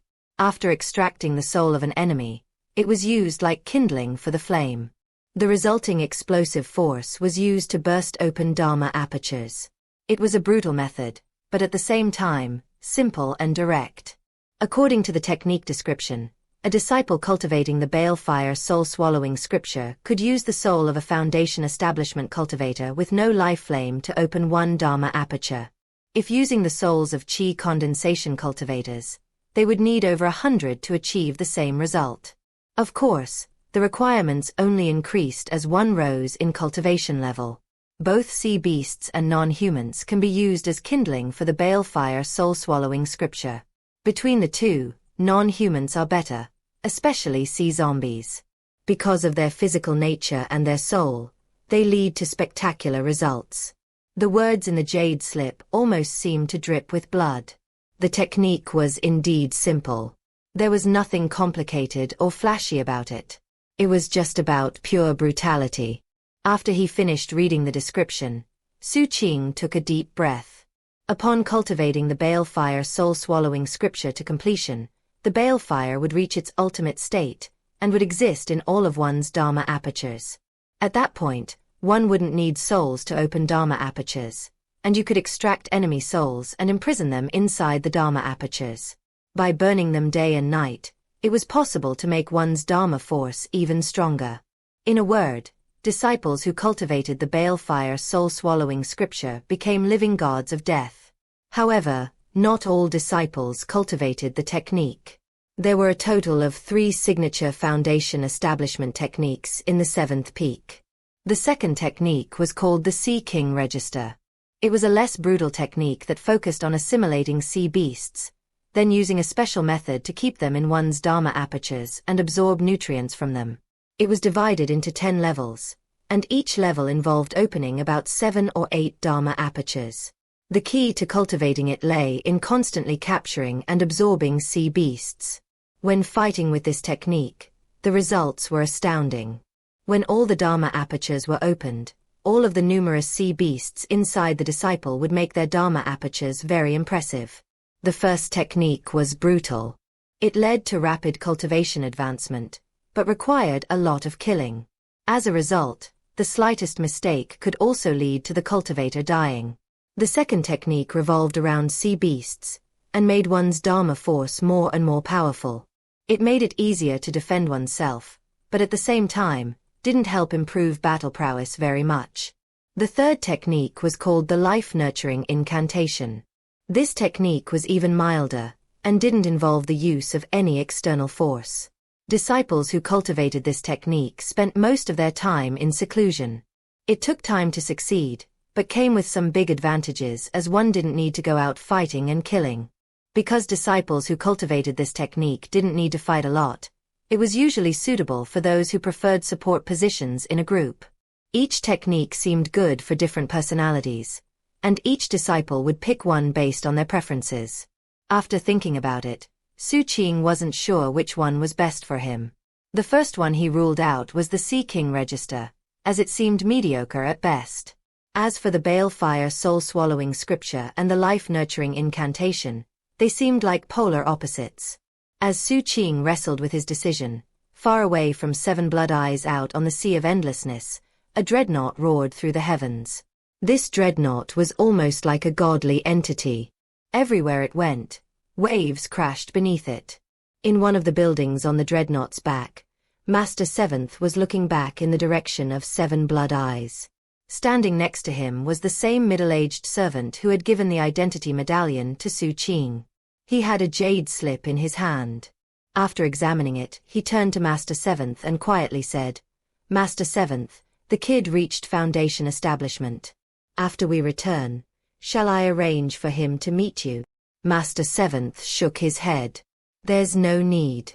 War is coming. We'll worry about it after that." I passed out 100 identity medallions. He was the first to report in, but there are others out there. We need to see how they measure up to each other. Besides, he has a long way to go before he's ready to become my fourth apprentice. 1. Honor Guard Li talked to Xu Qing about Zhao Zhongheng in Chapter 110. Chapter 137. Balefire Soul-Swallowing Scripture. The life-nurturing incantation is too passive. Xu Qing's eyes gleamed with determination as he sat in his mansion grotto. On the one hand, the life-nurturing incantation would work well with his life lamp, as he wouldn't need to leave his mansion grotto. Once he reached the point of being able to use the life lamp, his battle prowess would be astonishing. However, it would take too long to reach that point. Cultivation required spirit stones, and he also needed to upgrade his Dharma boat. Most important of all, Xu Qing knew that it was possible his situation could change overnight. Therefore, it didn't make sense for him to focus on the quiet and peaceful life-nurturing incantation. It seemed entirely possible that, before he even reached the point of being able to use the life flame, catastrophe could befall him. He did not like the idea of being so passive. Therefore, he decided to cultivate the Balefire Soul-Swallowing Scripture. With the Balefire Soul-Swallowing Scripture, he could imprison the souls of enemies in his Dharma apertures. Not only would it make his Dharma force more powerful, but according to the technique description in the Jade Slip, he could use a special method to link the imprisoned souls to a Dharma skiff. By doing so, his Dharma skiff would essentially have its own spirit. In other words, his Dharma skiff would have some of the characteristics of a magical treasure. Xu Qing had actually never laid eyes on any magical treasures. But he knew that they were extremely rare, could not be used indefinitely, and had heaven-shaking, earth-shattering power. Is my life lamp actually a special kind of magical treasure? He wasn't completely sure. After some more thought, he confirmed that this was the right decision. Taking the jade slip, he sat there cross-legged, closed his eyes, tapped into his Dharma apertures, burned his spirit seas, and began following the description of the Balefire Soul-Swallowing Scripture to cultivate the technique. The first step in the Balefire Soul-Swallowing Scripture was forming the actual balefire. All Foundation establishment cultivators had flames in their Dharma apertures.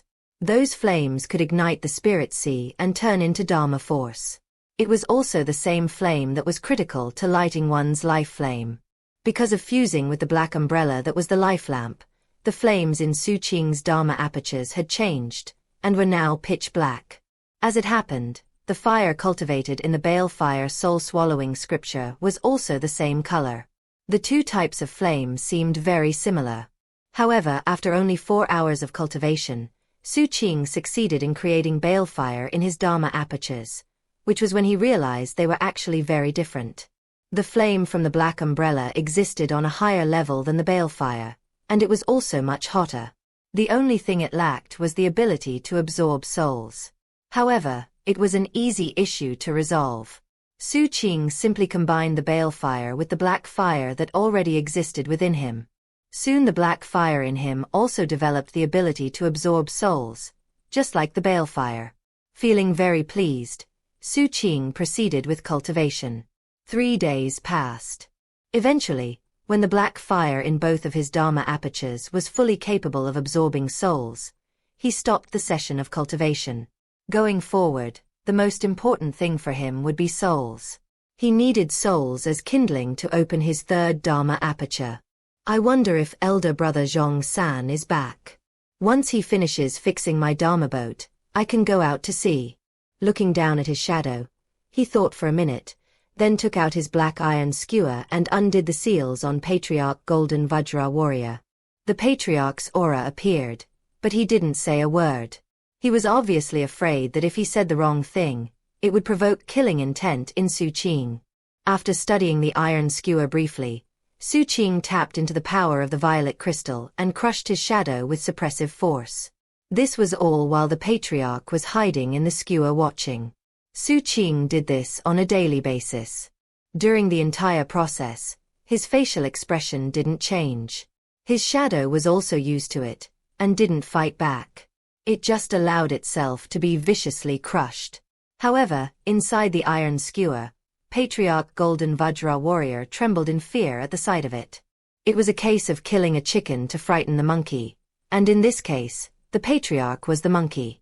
"You aren't as useful to me now as you used to be," Xu Qing said calmly to his shadow. Now that Xu Qing was in Foundation establishment, he viewed his shadow differently.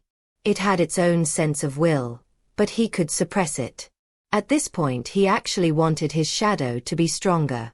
Otherwise, his shadow wouldn't be able to keep up with him, and he couldn't use it as a trump card in a fight. He also felt the same about Patriarch Golden Vajra Warrior in his iron skewer. The patriarch had nothing to do or worry about, and that didn't suit Xu Qing's path. The words he had just spoken caused both his shadow and the iron skewer to tremble. A moment later, his shadow rippled and distorted. As the fluctuations rolled off of it, a tiny scrap of will appeared and spoke in Xu Qing's mind. Mutation. Upgrade. Godliness. A thoughtful expression appeared on Xu Qing's face. Then he looked from the shadow to the iron skewer, and his eyes burned with killing intent. That gaze caused the skewer to tremble even more intensely. "What good are you?" he asked slowly. He raised his right hand, and within it appeared a scrap of the patriarch's life essence spirit. It looked like Xu Qing was ready to crush it. However, that was when the patriarch flew out of the iron skewer to appear in front of him. my lord, don't kill me," he moaned. "I can practice cultivation. I have a spirit automaton technique. But lately I've either been too weak or just asleep, so I haven't been able to cultivate it. Give me a chance, my lord. I'll definitely cultivate it. I'll work really hard." He looked absolutely terrified. "In 6 months I'm going to assess both of you," Xu Qing said. "The loser gets eliminated." In response to his words, his shadow seemed to pulse with ferocity. However, it wasn't targeting Xu Qing, but rather, Patriarch Golden Vajra Warrior. The patriarch felt a similar ferocity in himself, but he didn't let it show on his face. Instead, he made himself seem calm and placid. That seemed suspicious to the shadow, who reigned in some of its ferocity. Xu Qing knew how the patriarch operated, so he didn't bother paying attention to the scheming that was already underway between him and the shadow. Putting away the iron skewer, he opened the door of his mansion grotto. It was currently noontime. The sky was blue and dotted with white clouds. Sunlight streamed down, and carried on the humid wind were the sounds of the off-peak world. However, the city was distant, so the clamor seemed like it came from another world. It almost didn't seem real. Xu Qing walked over to the cliff and looked down at the city, noticing the bustling harbors and the ships coming in and out of the port. The other districts in the city were just as busy. The streets were packed with people. The Seven Blood Eyes capital city really was a flourishing place. On Xu Qing's first time up the peak, he'd had a chance to look down at the off-peak world like this. But now he was an on-peak cultivator, and the feeling was very different. Things are the same. And they're different. What was different was his level. What was the same was that the broken face of the gods still loomed over everyone. Eventually, Xu Qing headed down to the port district. As a Foundation establishment cultivator, he now had the right to develop his own harbor. However, he hadn't yet decided if he wanted to do that. In fact, he was thinking about that very topic as he walked through the air down toward the city. His plan was to visit some of the shops in the port district and buy some powerful jade talismans that were suitable for Foundation establishment. After all, given the level of his cultivation base, ordinary talisman treasures wouldn't be of much use. Foundation establishment cultivators primarily used jade talismans. Another thing he planned to do was find his informant. As a Foundation establishment cultivator, he was allowed to have attendants, and he wanted his informant to be the first, though he didn't plan to take her up the peak. Another objective was to see if Zhong San was back. Given his breakthrough, his standing in the Violent Crimes Division had changed. He still had a position there, but his position was different. Instead of being the deputy captain of Unit 6, he was now a deputy director, and he was in charge of the Celestial Bureau. Being a deputy director meant that he didn't have to go to the Violent Crimes Division very often. In fact, he only needed to show up for important operations. His salary had increased, and was now 100 spirit stones per month. As a Foundation establishment cultivator, he could resign from the division if he wanted. His spirit stone salary wasn't much compared to what he would earn from the sect's profits. But for now, he wanted to stay. After all, when he first arrived in Seven Blood Eyes, 100 spirit stones was a huge sum. Upon coming down from the peak, he became the subject of numerous envious gazes in the port district. When he landed and started walking the streets, everyone got out of his way, and no one spoke to him. When he entered one of the shops, the shopkeeper rushed to meet him, bowing and offering respectful greetings. The off-peak disciples present, regardless of which peak they were assigned to, bowed at the waist and called out respectful greetings. To off-peak disciples, Foundation establishment cultivators were no different from gods. After all, both gods and Foundation establishment cultivators could kill them, and the latter were a lot more likely to do so. As the sun shone onto Xu Qing's violet robe, it seemed to radiate a boundless majesty. To Xu Qing, who preferred keeping a low profile, being the focus of so much attention was unusual. Therefore, he quickly left the shop. The next place he appeared was his set meeting location with his informant. After he summoned her, she came running. When she saw his dark violet Daoist robe, she skidded to a stop, seemingly at a loss for what to do. The reverence in her eyes increased, and she started breathing heavily. She looked completely stunned. Then she saw Xu Qing's cold gaze, and she shivered and fell to the ground to kowtow. "My lord." Xu Qing took out a jade medallion and waved his hand, sending it streaking toward her. It stopped right in front of her, hovering in the air until she put out her trembling hands to take it. "That's an attendant medallion. I'm sure you know how much it's worth.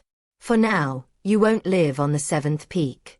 For the next 3 months, your task is to determine what's necessary for me to develop a harbor."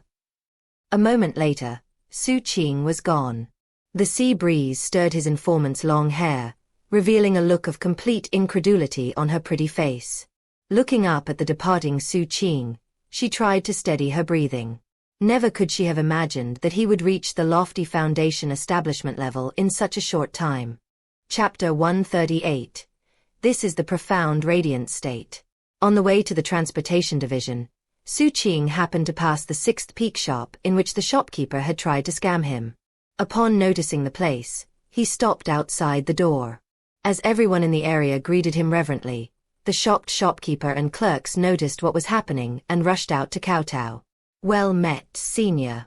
Xu Qing looked coldly at the shopkeeper but didn't say anything. Sweat poured off the shopkeeper's face onto the ground, and his back was already soaked. He was terrified, and had the feeling his life was on the line.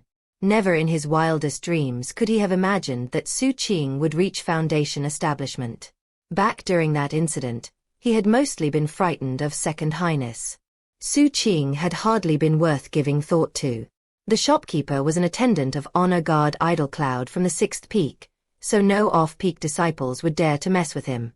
But Xu Qing was now a Foundation establishment cultivator, and the shopkeeper had no idea if Honor Guard Idol Cloud would risk hostilities with a fellow Foundation establishment cultivator just to help an attendant. As the shopkeeper trembled, Xu Qing looked away from him and moved on. Even after Xu Qing was gone, the shopkeeper felt paralyzed, like he had just towed the line between life and death. The reason Xu Qing hadn't killed him was because it was too expensive. What was more, he didn't want to beat the grass to startle the snake. He had learned from Patriarch Golden Vajra Warrior that the shopkeeper was connected to Idol Cloud, who was currently listed on his bamboo slip. He just hadn't found a good opportunity to take action. For now, he put the matter out of mind. On this, his first trip down the peak after his breakthrough, he was finally coming to realize why he had hardly seen any Foundation establishment cultivators in the city. They just attracted too much attention. Wherever he went, everyone was watching him. Only people who loved attention would feel comfortable in such a situation. And it was worse considering Xu Qing preferred sticking to the shadows. It was simply impossible to do that with so many people paying attention to him. Considering that the Foundation establishment cultivators on the 7th peak were all grim individuals who had slaughtered their way out of the off-peak world, it was only natural that none of them were like that. What does everyone else do? He could only speculate. Thinking about these matters, he hurried through the streets even more quickly on his way to the transportation division. Along the way, he sent a voice message to Zhong San, and found that he was indeed back already. Upon arriving at the transportation division, Xu Qing spotted Zhong San in his grey Daoist robe. Next to him, with his lower half back, was the captain, also wearing a grey robe. Perhaps the ordinary workers in the transportation division didn't realize it, but Xu Qing, as a Foundation establishment cultivator, could sense that they were a lot stronger than before. In fact, just looking at them, he knew that they had both risen to the Foundation establishment level. They were just masking their auras. The two of them squatted on some sandbags, Zhong San smoking a pipe, the captain munching an apple. As the sun shone down on them, their grey robes seemed particularly splendid. It didn't take long for them to notice him approaching. And when they saw his violet Daoist robe, the captain smiled proudly, while Zhong San sighed. "You lose," the captain said. Zhong San took out a spirit stone and handed it to the captain. Seeing all this, Xu Qing realized that his previous speculation that they were leaving the sect for Foundation establishment breakthroughs had been correct. Grinning, Zhong San said, "Xu Qing, why are you actually wearing your violet robe? Foundation establishment cultivators in 7 Blood Eyes only wear their colored robes when something important is happening. Otherwise, you stick out too much." Zhong San was now a Foundation establishment cultivator, but he hadn't forgotten Xu Qing's ferocity in the grand competition. Thus, he kept things as friendly as possible, while also explaining to Xu Qing why he and the captain weren't wearing violet robes. "You should go back and change ASAP, Zhong San continued. By the way, don't spend all your time on the peak. Nothing's more boring than on-peak life. Didn't you notice that there are basically no Foundation establishment cultivators up there? You listen to me. Every single one of them is completely treacherous. They all wear grey robes and hide down here in the off-peak world. And who can blame them? Everything is much more exciting and much more convenient down here." Xu Qing nodded seriously. As for the captain, he smiled enigmatically and said, "For all you know, Xu Qing, you might have already run into some grey-robed Foundation establishment cultivators. You just didn't realize it. Hardly anyone on the 7th peak flies around everywhere like honor guardly. Besides, he only started doing that after he took up working for Elder Zhao. And you only see Zhong Yunshe when he shows up for work. People say he actually enjoys helping out newbies.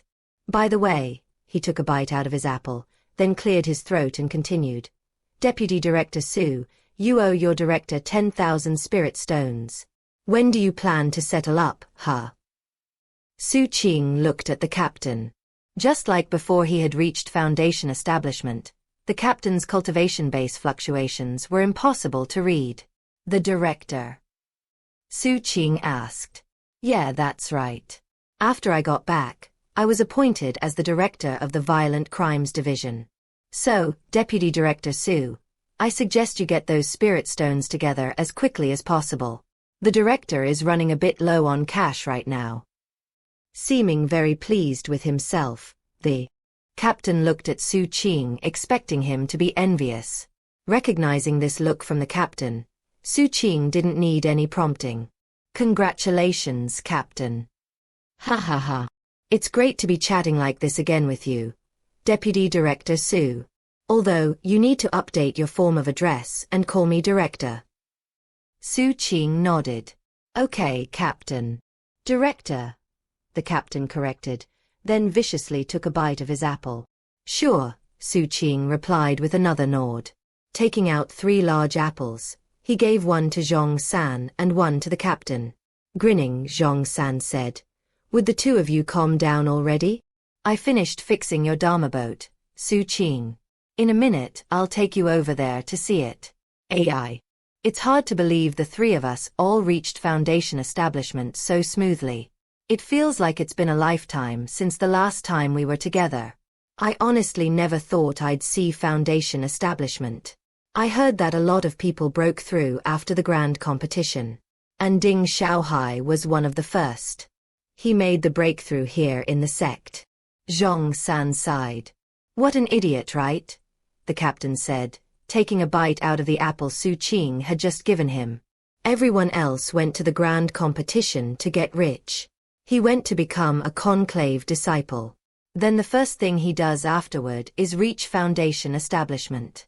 What was the point of the whole conclave thing? I hope neither of you are ever like that. Deputy Director Su, I think you're doing fine. You don't care about anything but getting rich, so you're not in danger of becoming an idiot. But Zhong San, you need to watch yourself.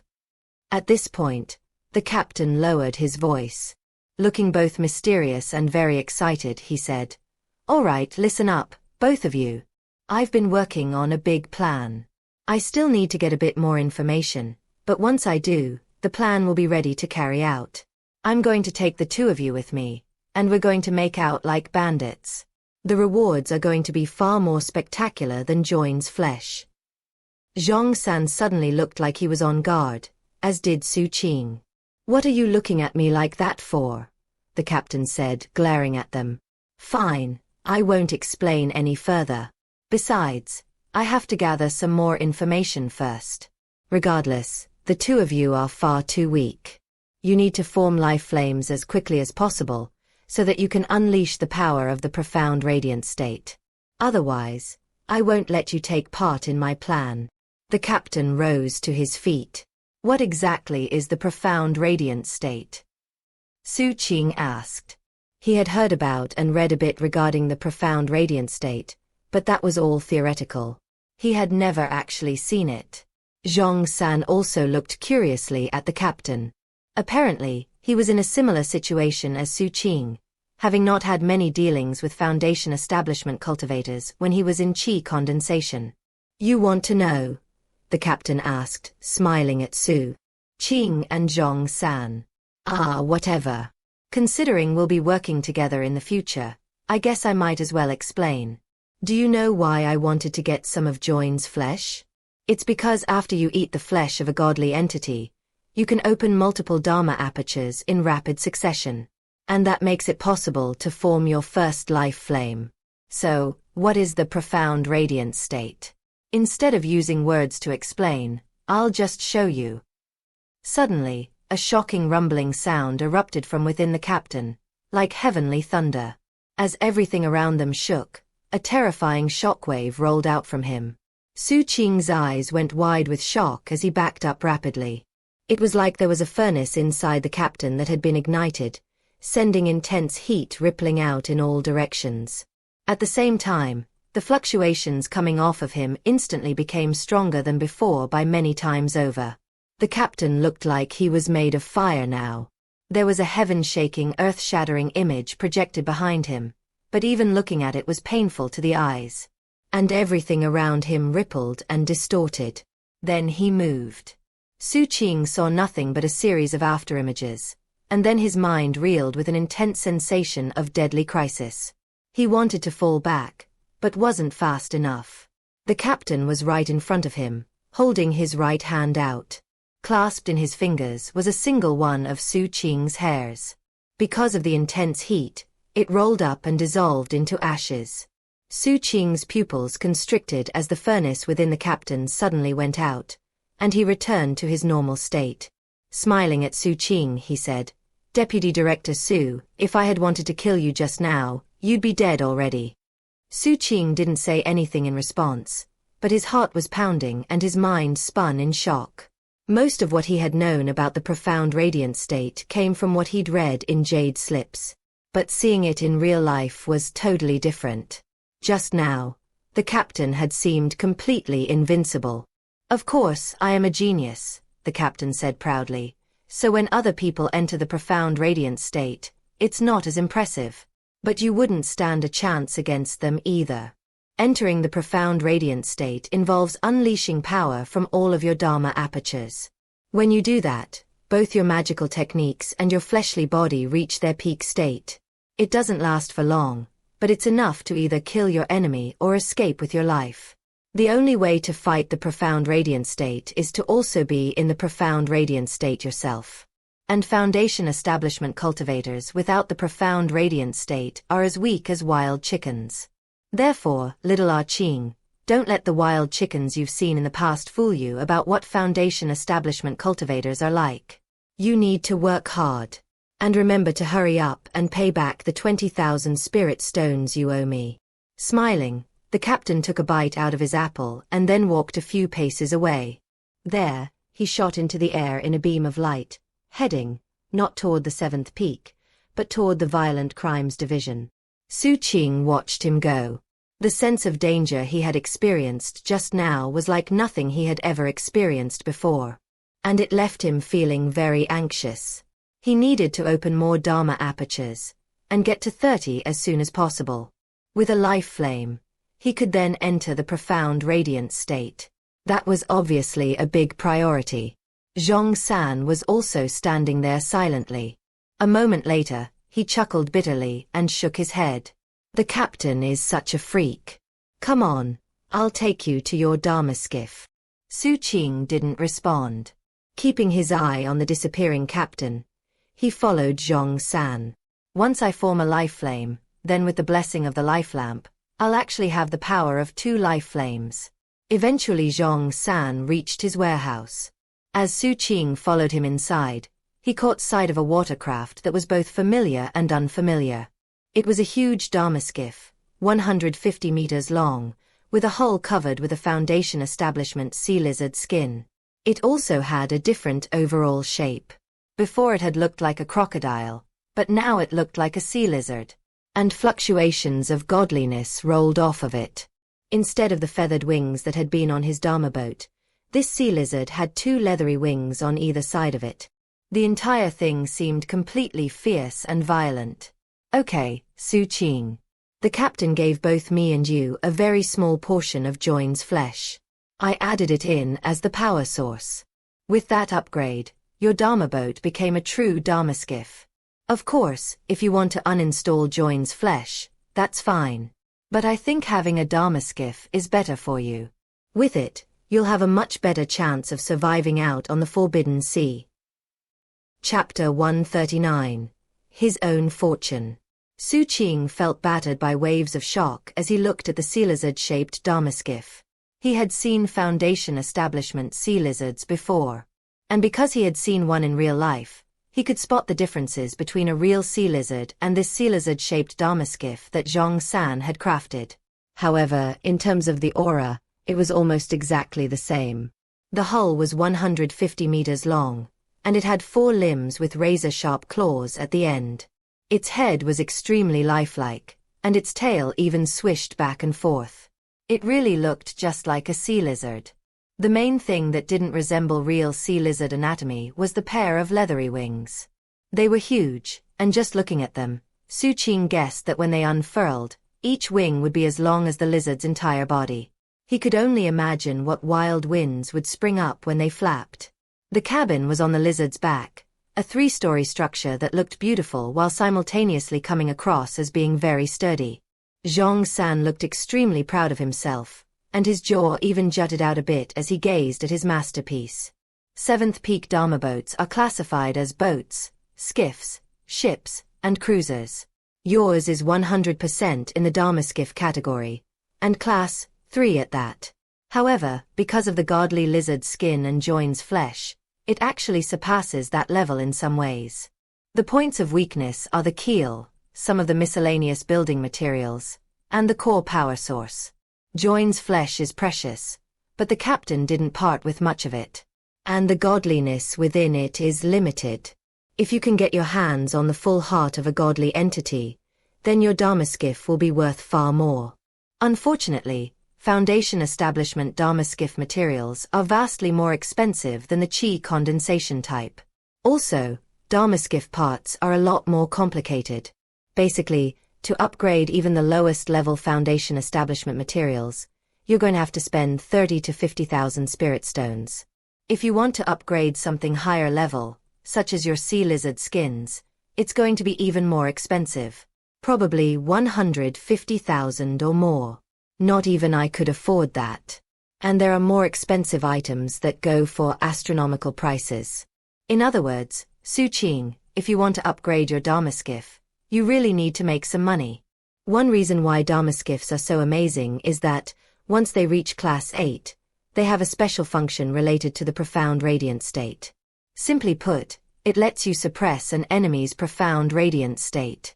The better materials you have, the longer it works. Upon hearing that, Xu Qing was shocked. Seeing the captain's profound radiant state had left him feeling very anxious.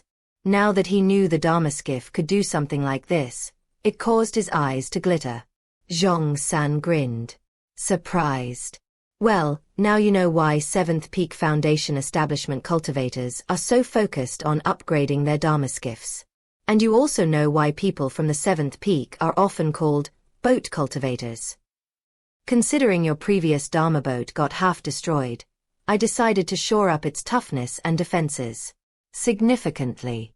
Your Dharmaskiff is definitely much more impressive than your old Dharma boat.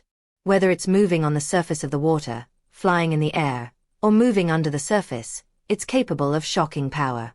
Finally, I added an exterior shell to the boat, taking inspiration from the way sea lizards shed.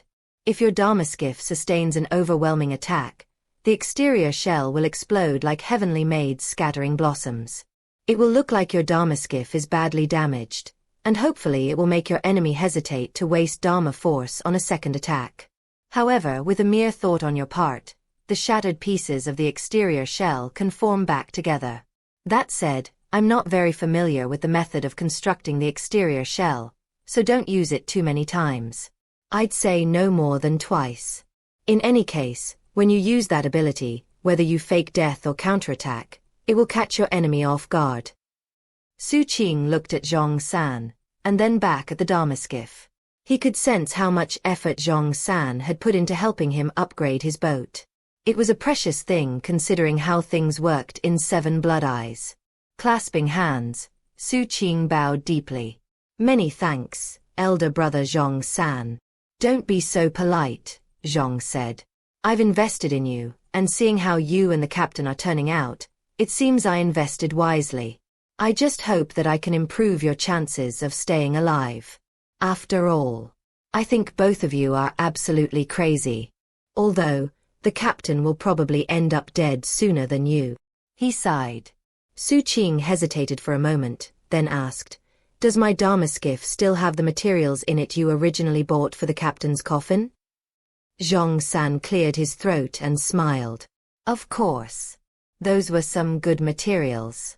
Half of them got destroyed when your boat was damaged, but there's no need to waste the rest.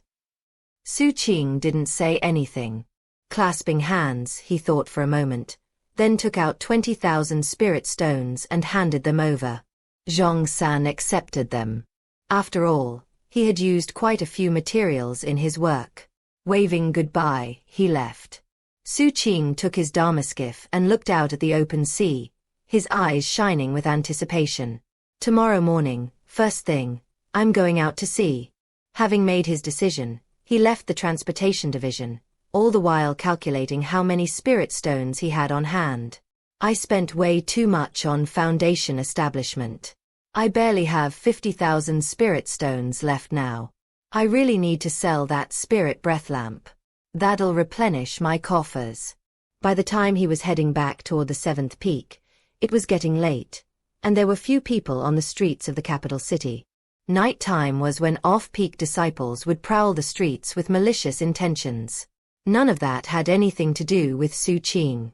Criminals from the bounty list weren't worth it anymore. However, as he moved along through midair, he suddenly stopped and looked down. Lying there in the middle of one of the streets was a person he recognized. It was a young man in a grey robe, underneath which was a dog-skin jerkin. Both the jerkin and the robe were soaked with blood. It looked like he had a mortal wound on his abdomen. There were other cuts and wounds visible on him, and he had also been poisoned. His fingernails had been plucked out, as had all of the teeth that he had filed into points. It was the mute.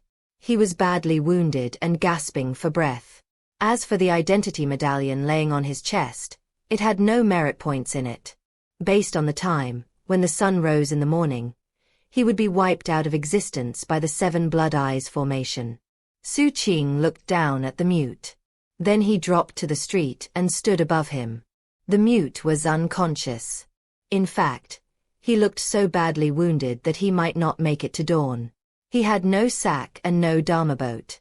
Xu Qing knew that beating someone to the point of death, then taking all of their belongings, was a common way for off-peak disciples to get revenge on someone. The mute had earned a vicious reputation in the violent crimes division, and someone had finally retaliated. As he looked down at the mute, Xu Qing recalled how the young man had offered him a dead criminal from the bounty list. And he remembered how the mute had followed him on the day of the grand competition, and also the advice he had given about his shadow. After some consideration, Xu Qing picked up the mute's identity medallion and transferred 1 spirit stone's worth of merit points into it. Then he forced some medicinal pills into the mute's mangled mouth. After that, he grabbed him by his clothing and dragged him away. Upon arriving at the mute's small shack, which seemed like little more than a doghouse, Xu Qing tossed him inside. Turning, he left. In the chaotic world they lived in, these actions alone could be considered extreme humanity and utmost virtue. As for whether the mute pulled through and managed to stay alive, it was up to his own fortune. The truth was that the mute had actually regained consciousness on the way to his shack. Xu Qing knew that, but didn't care. After he was gone, the mute opened his eyes and shivered. Looking weakly at Xu Qing's retreating figure, he closed his eyes and curled up into a ball. Back at the 7th peak, Xu Qing was heading toward his mansion grotto when he saw a familiar figure sitting on the edge of the cliff. It was Huang Yan.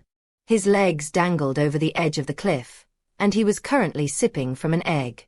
Upon seeing Xu Qing flying toward him, his eyes widened and he waved. Ha ha ha. You're finally back. I've been waiting forever. Huang Yan reached into his robe and pulled out an egg which he tossed to Xu Qing. Xu Qing caught it and sat down next to Huang Yan. Xu Qing was in Foundation establishment now, but things didn't seem any different than before. Poking a hole in the egg, he took a sip. It was just as delicious as he remembered. Sounding very pleased with himself, Huang Yan said, I heard yesterday that you were back, so I came to see you. Well, am I awesome or what? I can come and go as I please now on the 7th peak. The spell formation doesn't do anything to stop me. Second Highness treats you well, Xu Qing replied with a grin. He really liked Huang Yan. In fact, of all the people he had met from the 7th peak, Huang Yan was the one he truly felt was a friend. As soon as Xu Qing mentioned Second Highness, Huang Yan proudly thumped his chest. Well, that's a given. I'm telling you, Xu Qing, she really does treat me well. She gave me an identity medallion so that I could come visit her whenever I want. Xu Qing smiled and continued enjoying his egg. As they sat beneath the moonlight, it was just like the old days in Harbor 79. Xu Qing mostly listened while Huang Yan talked about how well his elder sister treated him. About an hour later, Huang Yan stood up, wiped the dust off his rear end, and grinned. By the way, Xu Qing, there's another reason I came.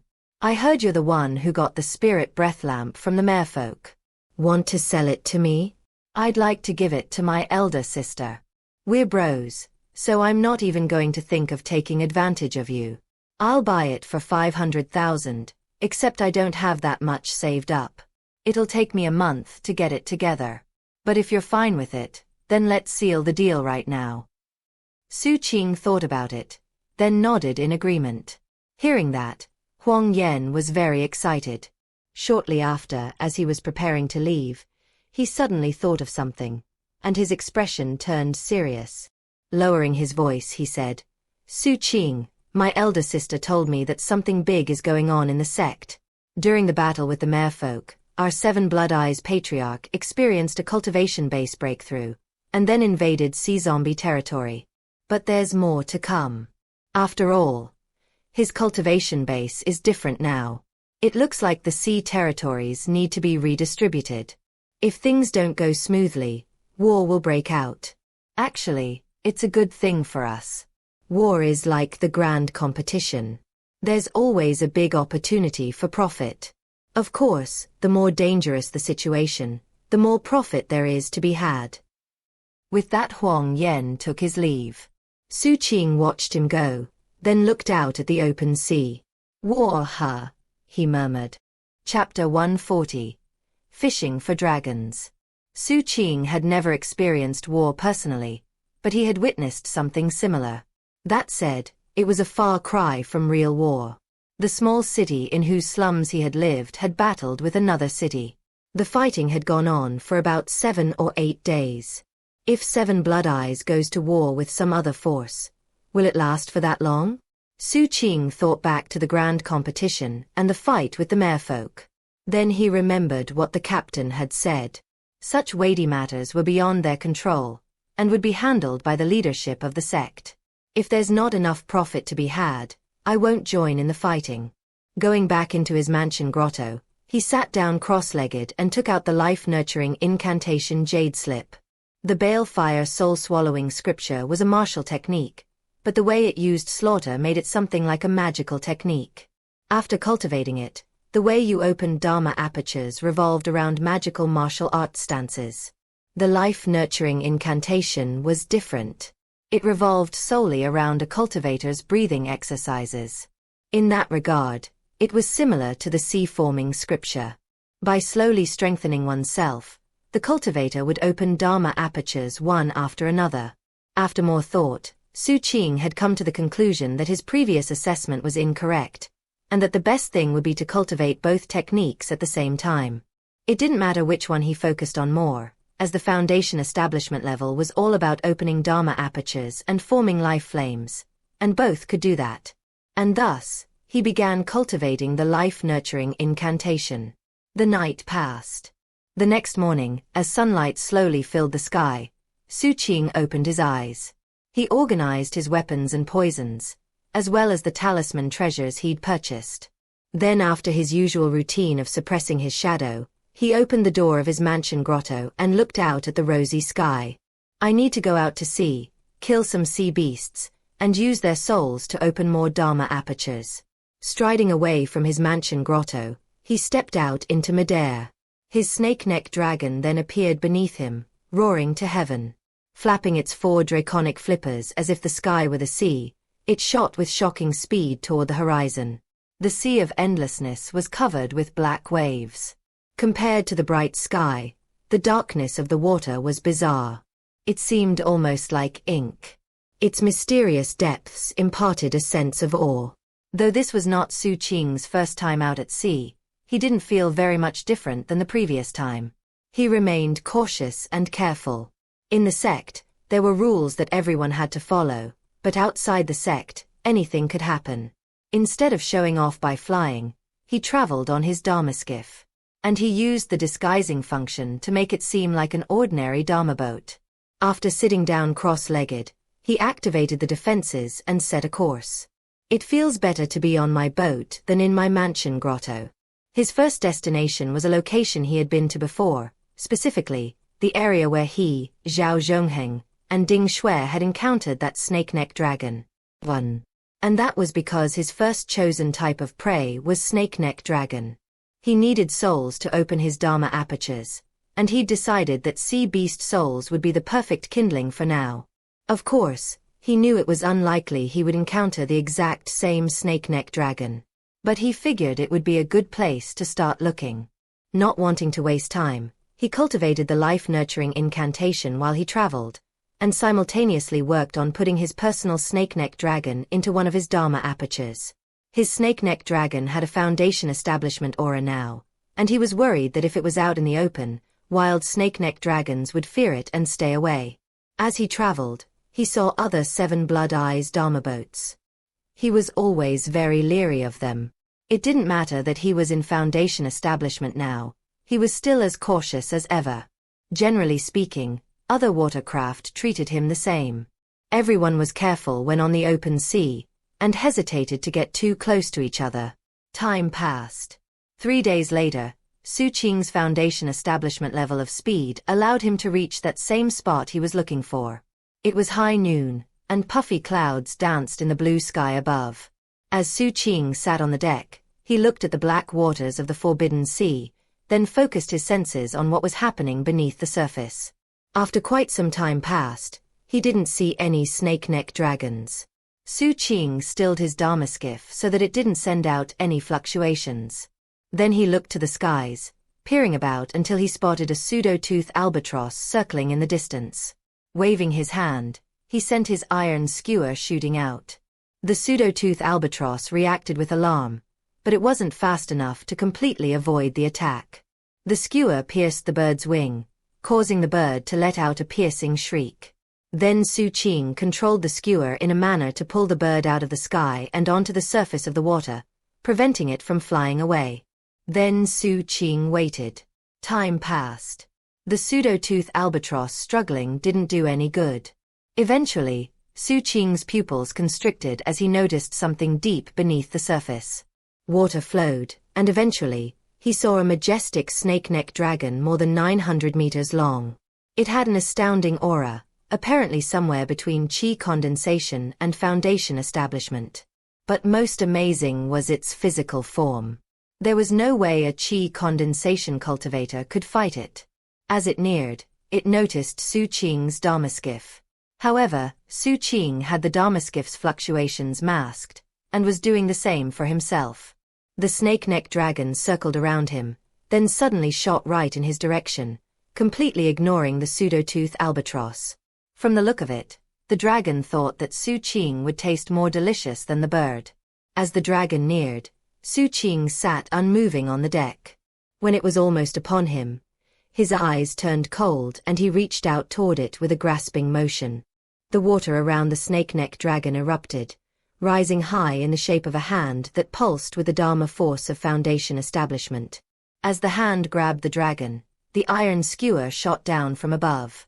Inside the skewer, Patriarch Golden Vajra Warrior was going all out to prove his worth, and didn't hold back as the skewer stabbed toward the dragon. The dragon howled, creating a sound wave that blocked the iron skewer. At the same time, its draconic flippers swept through the water, creating a wave to fight back against the huge hand. From the look in its eyes, it was clearly alarmed and wanted to flee. But it reacted too slowly. Rumbling sounds echoed out as the massive hand crushed around the dragon. As it did, the iron skewer glittered, stabbing into the snake-neck dragon and piercing through its flesh toward its heart. "I need it alive," Xu Qing said coolly. The iron skewer trembled as it stabbed into the heart, then came to a stop before going all the way through. Although the iron skewer was like a tiny needle compared to the dragon, the creature still howled in pain. It writhed, trying to free itself, but the huge hand lifted it out of the water and into the air. Seawater poured off of it like a waterfall. The dragon was so huge that it blocked the sun, casting Xu Qing's Dharma skiff completely into shadow. Xu Qing looked up at the snake-neck dragon, his expression placid as he extended both hands and began an incantation gesture. Black balefire shot from his Dharma apertures out into the open. From a distance, it looked like Xu Qing was wreathed in black fire. As the fire rose into the air, the snake-neck dragon's eyes filled with terror, and it howled and struggled even more ferociously. Its efforts did nothing. Xu Qing's incantation gesture caused more and more black fire to erupt forth, eventually transforming into what looked like the head of a devil, cackling as it approached the dragon. When they collided, the devil head spread out to cover the dragon and then immolate it. Of course, what was being immolated wasn't the dragon's body, but its soul. After enough time had passed for an incense stick to burn, the dragon's struggling grew weaker and weaker. Eventually, the fire swept away from the dragon and back into Xu Qing. Its body was limp now. Having lost its soul, there was no life left in its physical form, making it useless. The giant hand released the dragon, and it splashed down into the water and sank down. As the iron skewer flew back and circled around Xu Qing, he looked at the results of his first usage of the balefire soul-swallowing scripture. Inside of him there was a white soul shadow with a few traces of green on it that looked like a snake-neck dragon. "So it's white," Xu Qing murmured. According to the description in the balefire soul-swallowing scripture, Qi condensation souls were white, Foundation establishment souls were green. Green souls were ideal for opening Dharma apertures, whereas the white variety were inferior. Might as well give it a shot. With a thought, he caused the snake-neck dragon soul shadow to ignite like kindling. As the fire burned, he sent it racing toward the spot where his third Dharma aperture existed. A tremor passed through him as the third Dharma aperture trembled, and a crack appeared on it. However, it didn't open. And then the snake-neck dragon's soul power faded away. It's working, but not fast enough. After some thought, he wondered if it was because he wasn't familiar enough with the process. Piloting his Dharma skiff to another location, he used the same method to try to catch another dragon. The pseudo-tooth albatross had only been the starting point. This time, he used himself as bait, but releasing some Qi condensation fluctuations into the water. At the same time, he prepared to fly up into the air in case things went wrong. After all, it was possible that his attempt to catch snake-neck dragons could actually result in something more terrifying coming up from the depths. Of course, it didn't seem extremely likely, as the truly terrifying entities wouldn't be enticed by a mere Qi condensation aura. 3 days later, Xu Qing's attempts bore fruit as a second snake-neck dragon approached. Following the same pattern, he used its soul power to batter at his third Dharma aperture. After that, he went to another location. And thus, for the greater part of a month, he hunted for snake-neck dragons. It was only after taking a dragon in the great circle of Qi condensation that he finally broke his third Dharma aperture open, although not all the way. The process was going far too slow. Frowning, he did some quick math, and came to the conclusion that at this rate, even if he worked non-stop and without rest, it would take 3 years to open 30 of his Dharma apertures. And that was probably being too optimistic with his estimate, as Dharma apertures weren't all the same. The more you opened, the more soul power you needed. Considering that, he would probably need twice as much time. That wasn't to mention that he would eventually have to go back to the city. And who knew what other things could cause delays? All in all, using this method to open Dharma apertures would probably end up taking him dozens of years. I need to think of a way to kill sea beasts faster. Eyes glittering coldly, he looked off into the distance. There he saw a giant fong shark racing through the water, hundreds of meters long, pulsing with the fluctuations of Foundation establishment. Flying in the sky behind it in pursuit was a person standing on a huge, ancient bronze sword. It was a young man wearing a first peak crimson Doroist robe. His long hair whipped behind him in the wind, and he looked grave and stern, with cold eyes. When he noticed Xu Qing, he looked at him coldly and said, "Calling the wind and summoning the rain is not unique. Put the stars in a bag to play hide and seek." Xu Qing frowned. 1. They encountered the snake-neck dragon in Chapter 83.